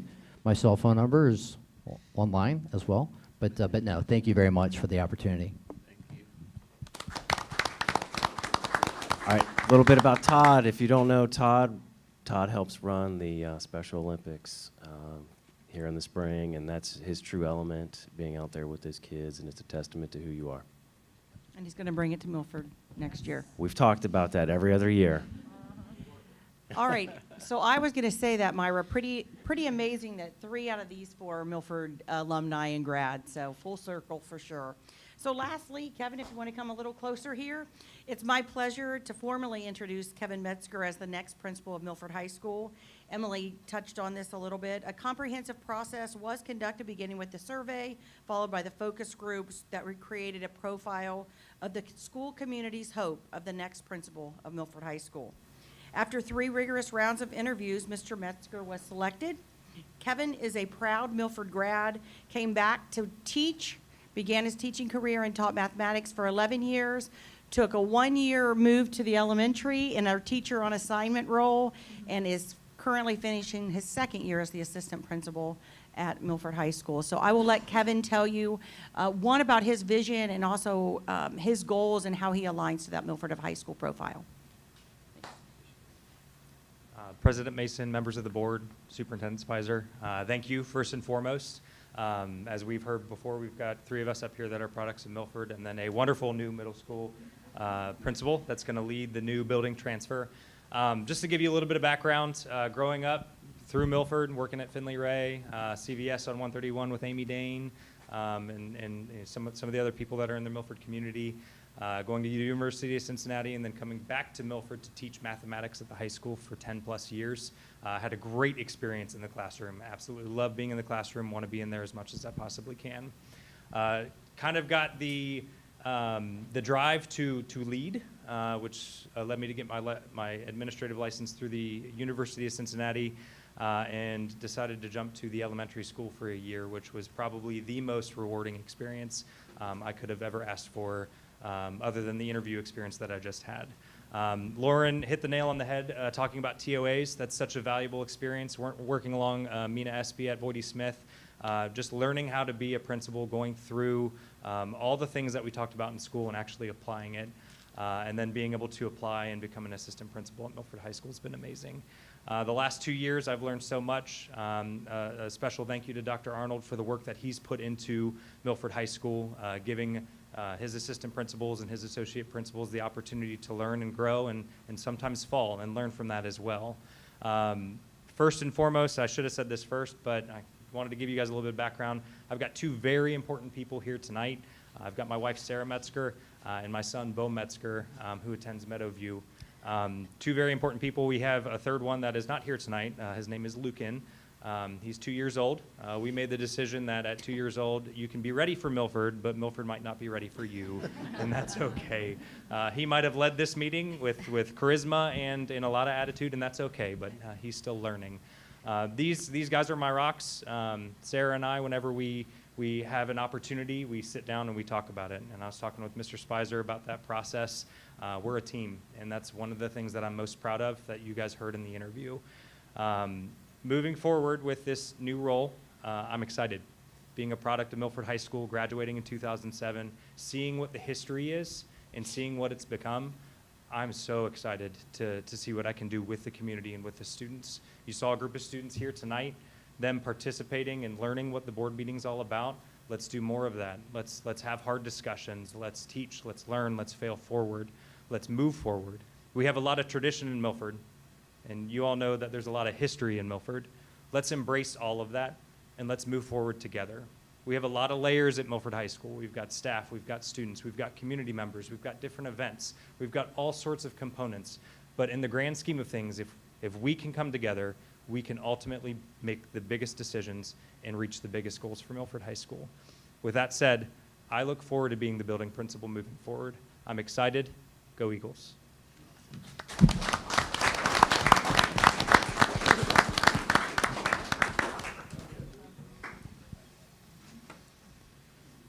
I just wanted to say, Myra and I were on the interview panel for the principal search. We were representing the board, and when Kevin did his interview, I was so impressed. He answered every single question like spot on, and all of his questions showed a real passion to be student-centered and a focus on our students, which is exactly what we need. He also showed that he will collaborate with his staff and he trusts in his staff, and I also think that's really important.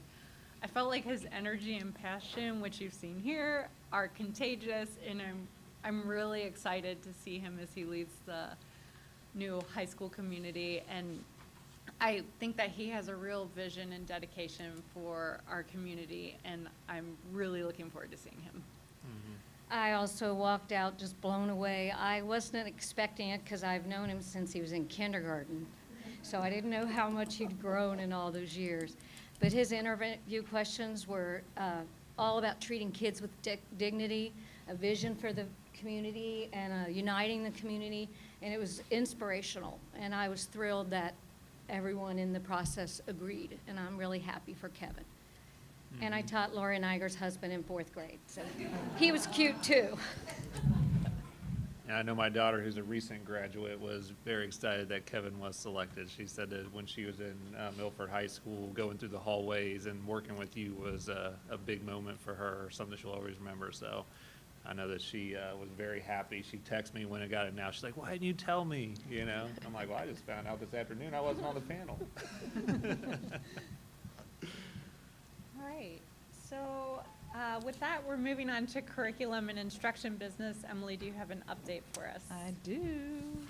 At the curriculum meeting this month, we'll talk about a couple things, and not to take Mr. Daniels' excitement away, but we approved several stipends for staff, safety training, kindergarten readiness, summer learning, and extended school year for some students with IEPs. We also looked at the handbooks. I think the administration's done a really good job of trying to align it and get where we can documents in one place so that everything is all aligned. So we'll be approving those tonight. We spent time talking about our new K-5 math curriculum, reveal, which will be on the agenda tonight as well.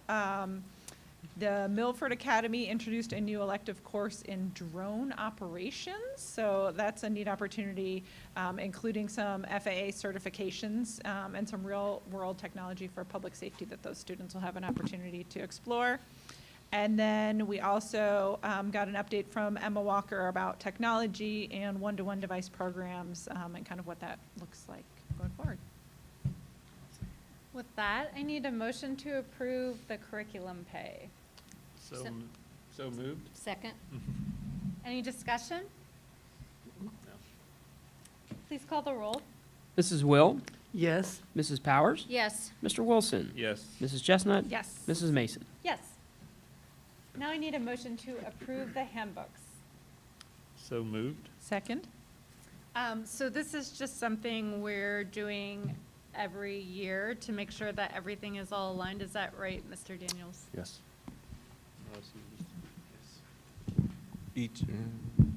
Each year, the handbooks have to be board approved so that families can sign off of them in final forms. So one of the big changes is the authorized use policy. It needed to be updated to include information on artificial intelligence per the Ohio General Assembly. Names, shuffling around, and all those are there for the public to see transparently what all the changes are. They're attached to the board agenda. All right, any discussion around that? Let's call the roll. Mrs. Will, Yes. Mrs. Powers, Yes. Mr. Wilson, Yes. Mrs. Chestnut, Yes. Mrs. Mason. Yes. Next, I need a motion to approve the drone elective course at the Milford Academy. So moved. Second. Mr. Daniels, can you tell us about like how this came about and everything? So it came about, it was homegrown from Jimmy Grippa, who's our amazing social studies teacher at the academy. And as you know, over the last 10 years since Mrs. Berkeley and the team went to the Boston Day and Evening Academy, they have worked really hard, we have worked really hard to revamp the academy. They are looking to add some electives. We did have some grant money that was left over, so we were able to purchase drones, and he will offer that class. The goal over time is for students to earn their FAA credential or their license, but we'll start, small and build up. And then when they learn how to use them appropriately, it is another avenue for careers such as realty, disaster management, and insurance agencies when they fly and tell you have mold on your roof. So those are the type of things that, the practical uses and how they're tied to a career field. Any other discussion? I just think this is so cool, and I think it's another way that we're preparing our students for the real future and things that may not exist right now, like we're preparing them for those careers. So I just think this is a really, really great program. Can you call the roll?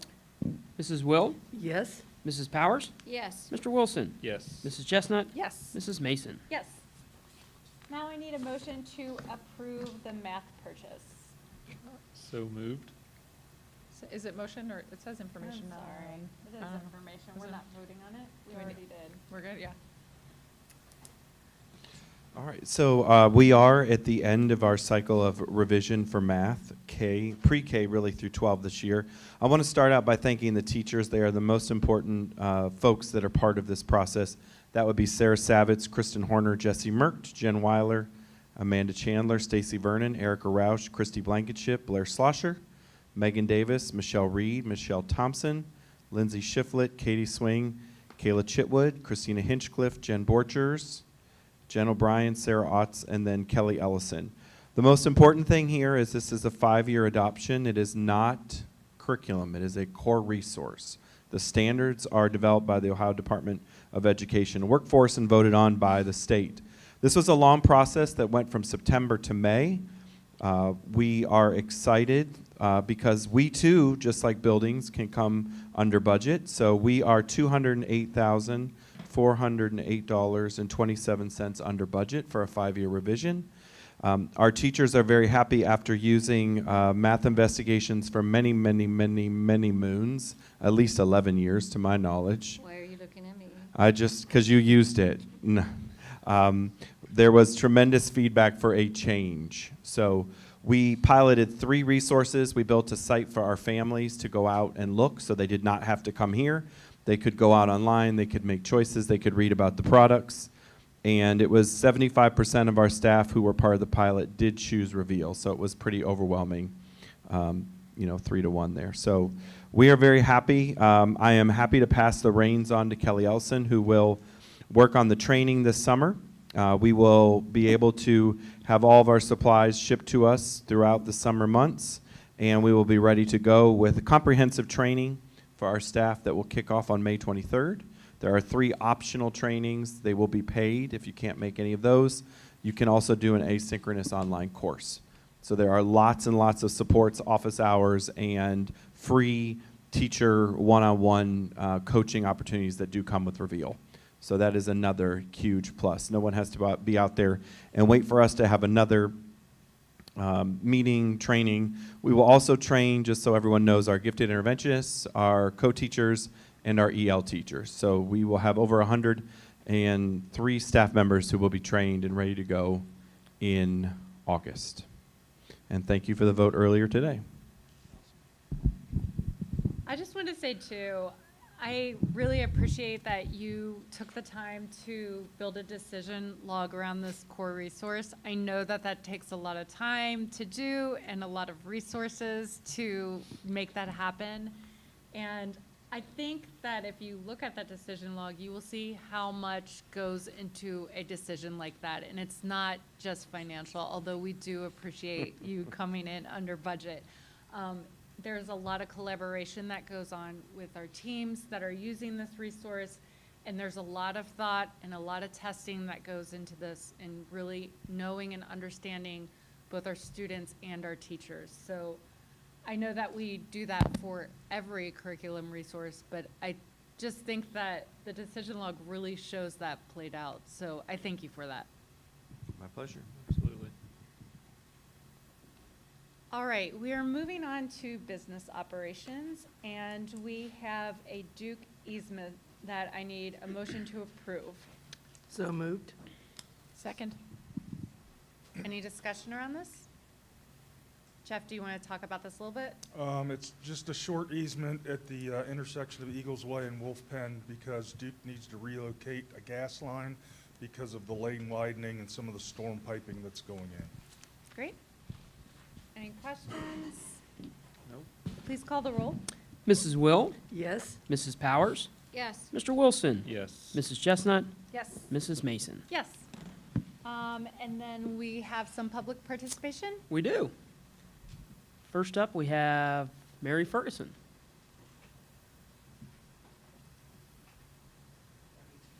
Yeah, it's by the microphone.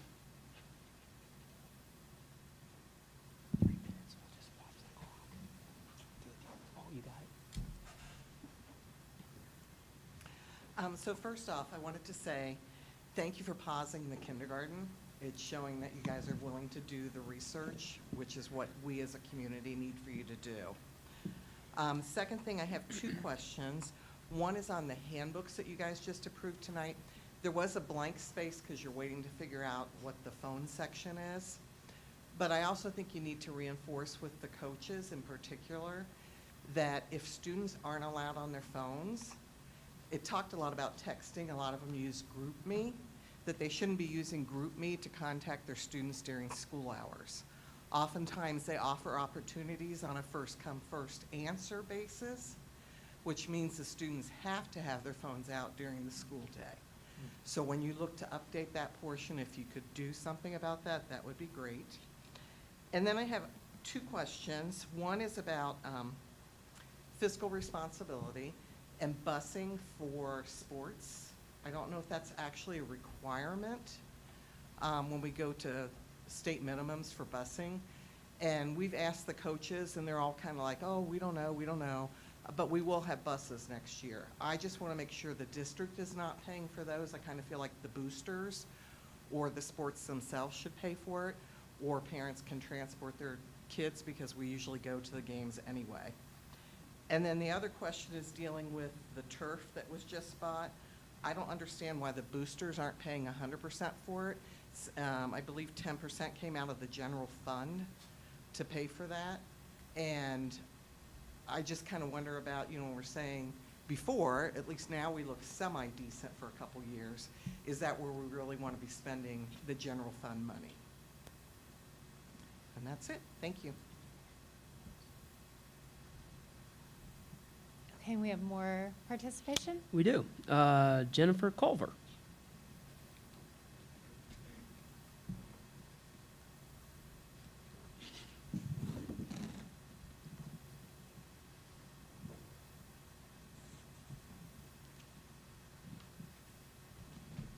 My phone died, sorry, my notes were on it, so I just came to talk about Kaylee Maston, and my daughter was one of her good friends, and it would be really mean a lot to her and all their friends if somehow you guys could find it in your heart to let them just have the chair there for her, to recognize her. Not about what happened to her, but just what kind of student she was at Milford. My kids, I have 3 kids that have been in Milford 14 years. Kaylee was one of a kind, the most sweetest girl, plus looked like a beauty queen. And she could have been a mean, nasty kid, so everybody would want to be her friend. But she was the opposite of that. She was the sweetest girl. My daughter was coming back from being homeschooled, and Kaylee made her, she was freaking out, and she just took the time to be with my daughter and make coming back to high school so much nicer for her. And she was just a light to so many kids. Never bullied anybody, never was nasty. I guarantee you couldn't find one person to tell you anything terrible about this girl. She was just always so sweet. Great kid. So I'm just kind of heartbroken that us as a community are telling her mom that we can't put a chair for their graduation and for all the kids she touched. And she was an athlete, and it just has been really eating my daughter alive, who's been struggling with losing one of her best friends and all of their friend group. And her poor mom has been struggling every day. It's just a nightmare. If something like this can happen to Kaylee, athlete, good student, gorgeous, it can happen to any one of our kids. I mean, every single one of these kids are talking about suicide daily. It's terrifying, and they're scared to talk about it because they're scared they're going to be locked away or put away to tell the truth. So I just think it's really important that we talk with the kids and bring these subjects up and, you know, not try to hush it away, because when they get that idea, they're going to do it, you know, and we're not going to be able to bring them back. So I just wanted to see if there's any way we could do anything more for her mom and for the kids that she touched as a student of Milford, and that's it. Do we have anyone else? We do. Mr. Chambers.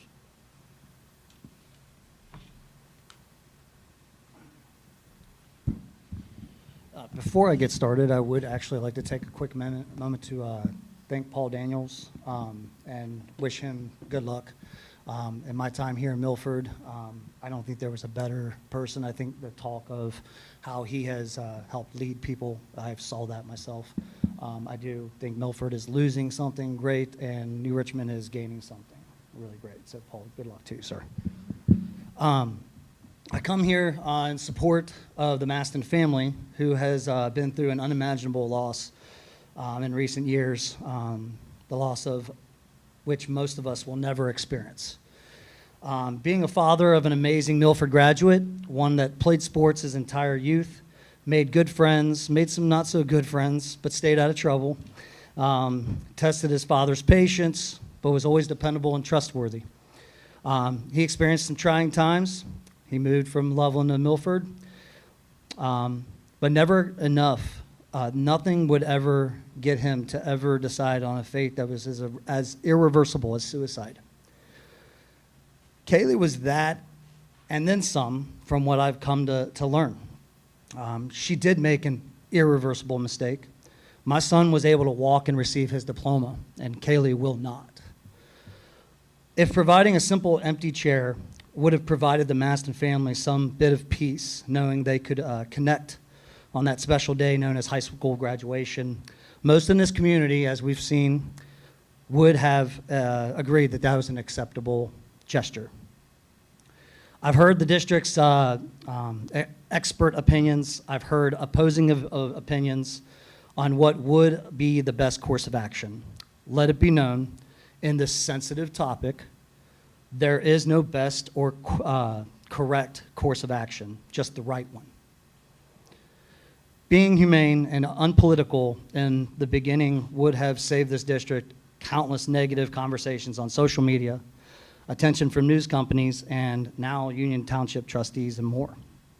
Instead of doing the right thing, which would have been working with the Maston family to work on a resolution or a solution that provided them the peace of mind on this day, the district decided to make their beds, and you're going to stick with it from the sounds of it.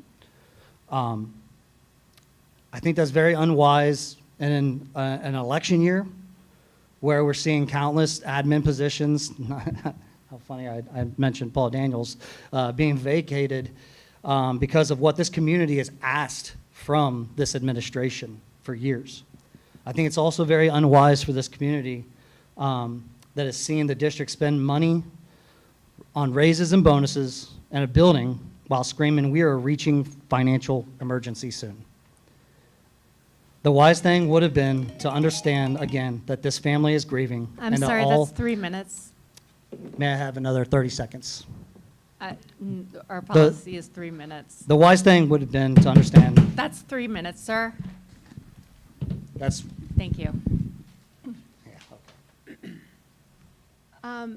Mr. Ackerman, can you answer some of the questions about where the general fund for the turf, the 10%, how we came to that decision? There's no 10%. It's all out of the Okay. permanent improvement. Okay, and then for the busing, that is all offered through the athletic fund and the boosters, is that correct? It's like Mr. Kaufman's going to help us out here. Yeah, I don't want to make an assumption on the athletic side, but on the activity side, the pay-to-play money that comes in goes directly into a transportation Okay. account. So that's funded in band, in choir, and drama. It's funded 100% through pay-to-play. So that's money in, money out. It doesn't come out of the general fund. Okay. And then I do want to address the situation of the chair. I know this is a really tough issue, and I thank everybody for continuing to offer their thoughts and concerns about this. It is a painful situation, and there's a lot of grief that comes with the loss of Kaylee. And our hearts do remain with her family. There were a couple things said in the public portion of this. If something like this can happen to Kaylee, it can happen to anyone. And I believe that that's what our decision was thinking about the most. When we consulted with the experts, we really heard them on the potential risks of suicide contagion, and it's our responsibility as board members, but also a district, to make decisions that prioritize the safety and well-being of all of our students. So that is exactly what we're doing because of the suicide contagion that can come at memorials, at graduation. We are going to continue to celebrate Kaylee's memory. Her name's going to be read aloud at graduation, just like the other graduates, and her family is receiving a diploma. And the other thing that was talked about was not hushing away these discussions. We are encouraging these discussions, and we team with MJ Ostrowski and her team and our mental health specialists, and have been very open about talking about this one-on-one with the students, and we will continue to be there for our students when it comes to mental health. So I know that it's not what everyone wants, but we really did try to prioritize the safety and well-being of all of our students. And then did you want to say something? Nope. Okay. Did I have any discussion from anyone? I have a couple. So I have I wouldn't call it graduating sixth grader, promoting sixth, what is it when they go? They don't really graduate from sixth grade, but. They graduate. They graduate, okay, they graduate. But I wanted to give a huge shout out to the gym teachers for SOAR Day. They got double duty of SOAR Day because all the fifth graders and all the sixth graders, I was out there today, so was Myra. And the kids were having so much fun and connecting with each other. It's so fun to see those connections start. The band, I was at the band concert, 6th to 8th grade band concert this week as well. And the one thing that stuck out, I mean, the improvement that the kids had was fantastic, but also, Mr. Kaufman, can you tell me what the numbers for 6th grade band were? Because I think I got it wrong, that there's 100 more next year? My blood pressure's still trying to normalize. Okay. We have, on average, for the past several years, been somewhere between 85 and 95 in 6th grade band. Next year, we actually picked up 2 after the concert last night. We're at 180 students in 6th grade band next year. So awesome. that's just Yeah. amazing. As a parent, I don't know how they're all going to fit in the good luck with that. Yeah. But I think that goes to show that making it a middle school for next year and giving these opportunities, that tells me almost 100 more families are interested because we've taken away the barrier of having to get a carpool or drive them to school early. And when you do, you can't really do band older if you don't start in 6th grade. So I can only imagine what that's going to do to the arts and band program.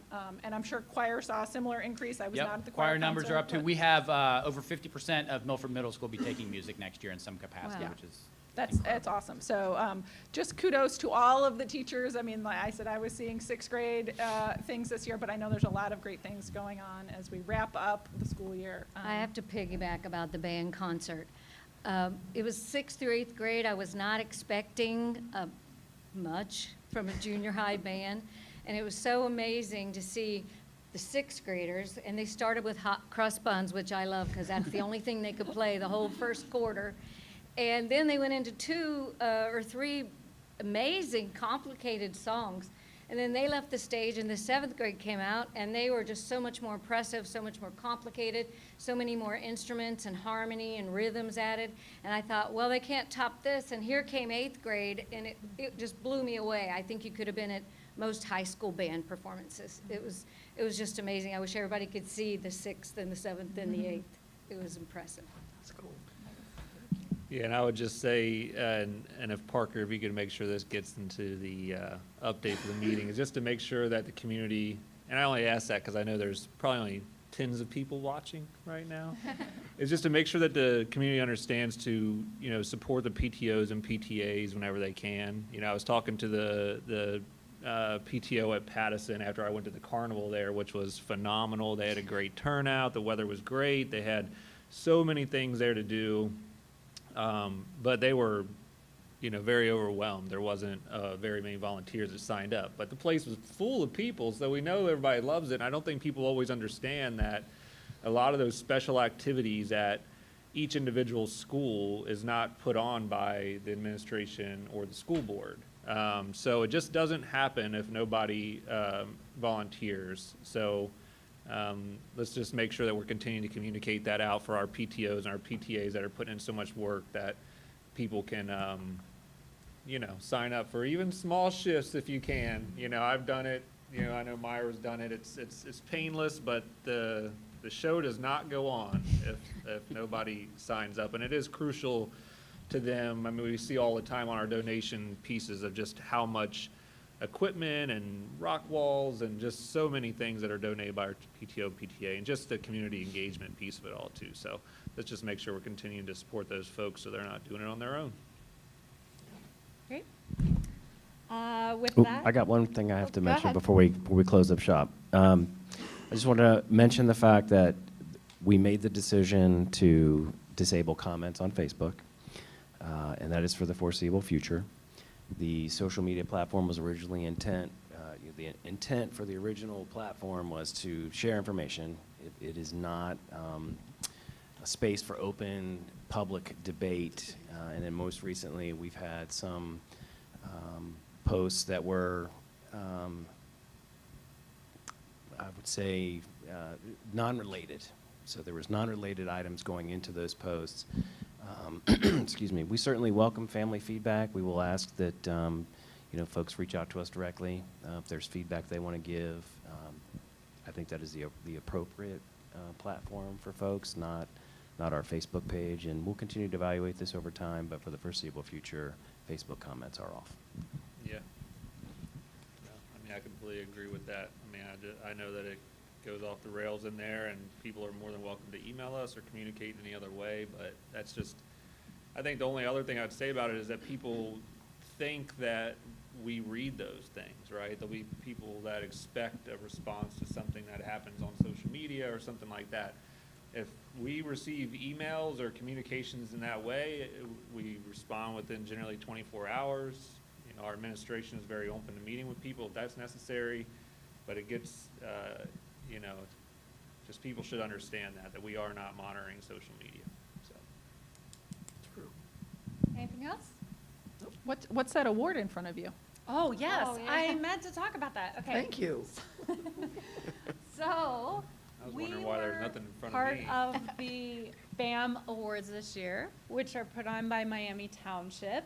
And we won this year for the best large business, Milford Village Exempted Schools. And you can see our award here. And we have a little certificate from David Taylor. And there was a nice ceremony that Marianne went to because her son also won a WHAM award. Yes, it did. And she was able to receive that award for us It was at that great. ceremony. It really was. And I need to correct, it's the Milford Miami Township Chamber of Commerce Award. Thank you. Yeah. It's a great evening. All right. So with that, our next board meeting is June 19th, 2025, and it will be right here at 1099 State Route 131. And I need a motion to adjourn. So moved. Second. Please call the roll. Mrs. Will, Yes. Mrs. Powers, Yes. Mr. Wilson, Yes. Mrs. Chestnut, Yes. Mrs. Mason. Yes. Ma'am, did you get your question? You can come up now, we're done.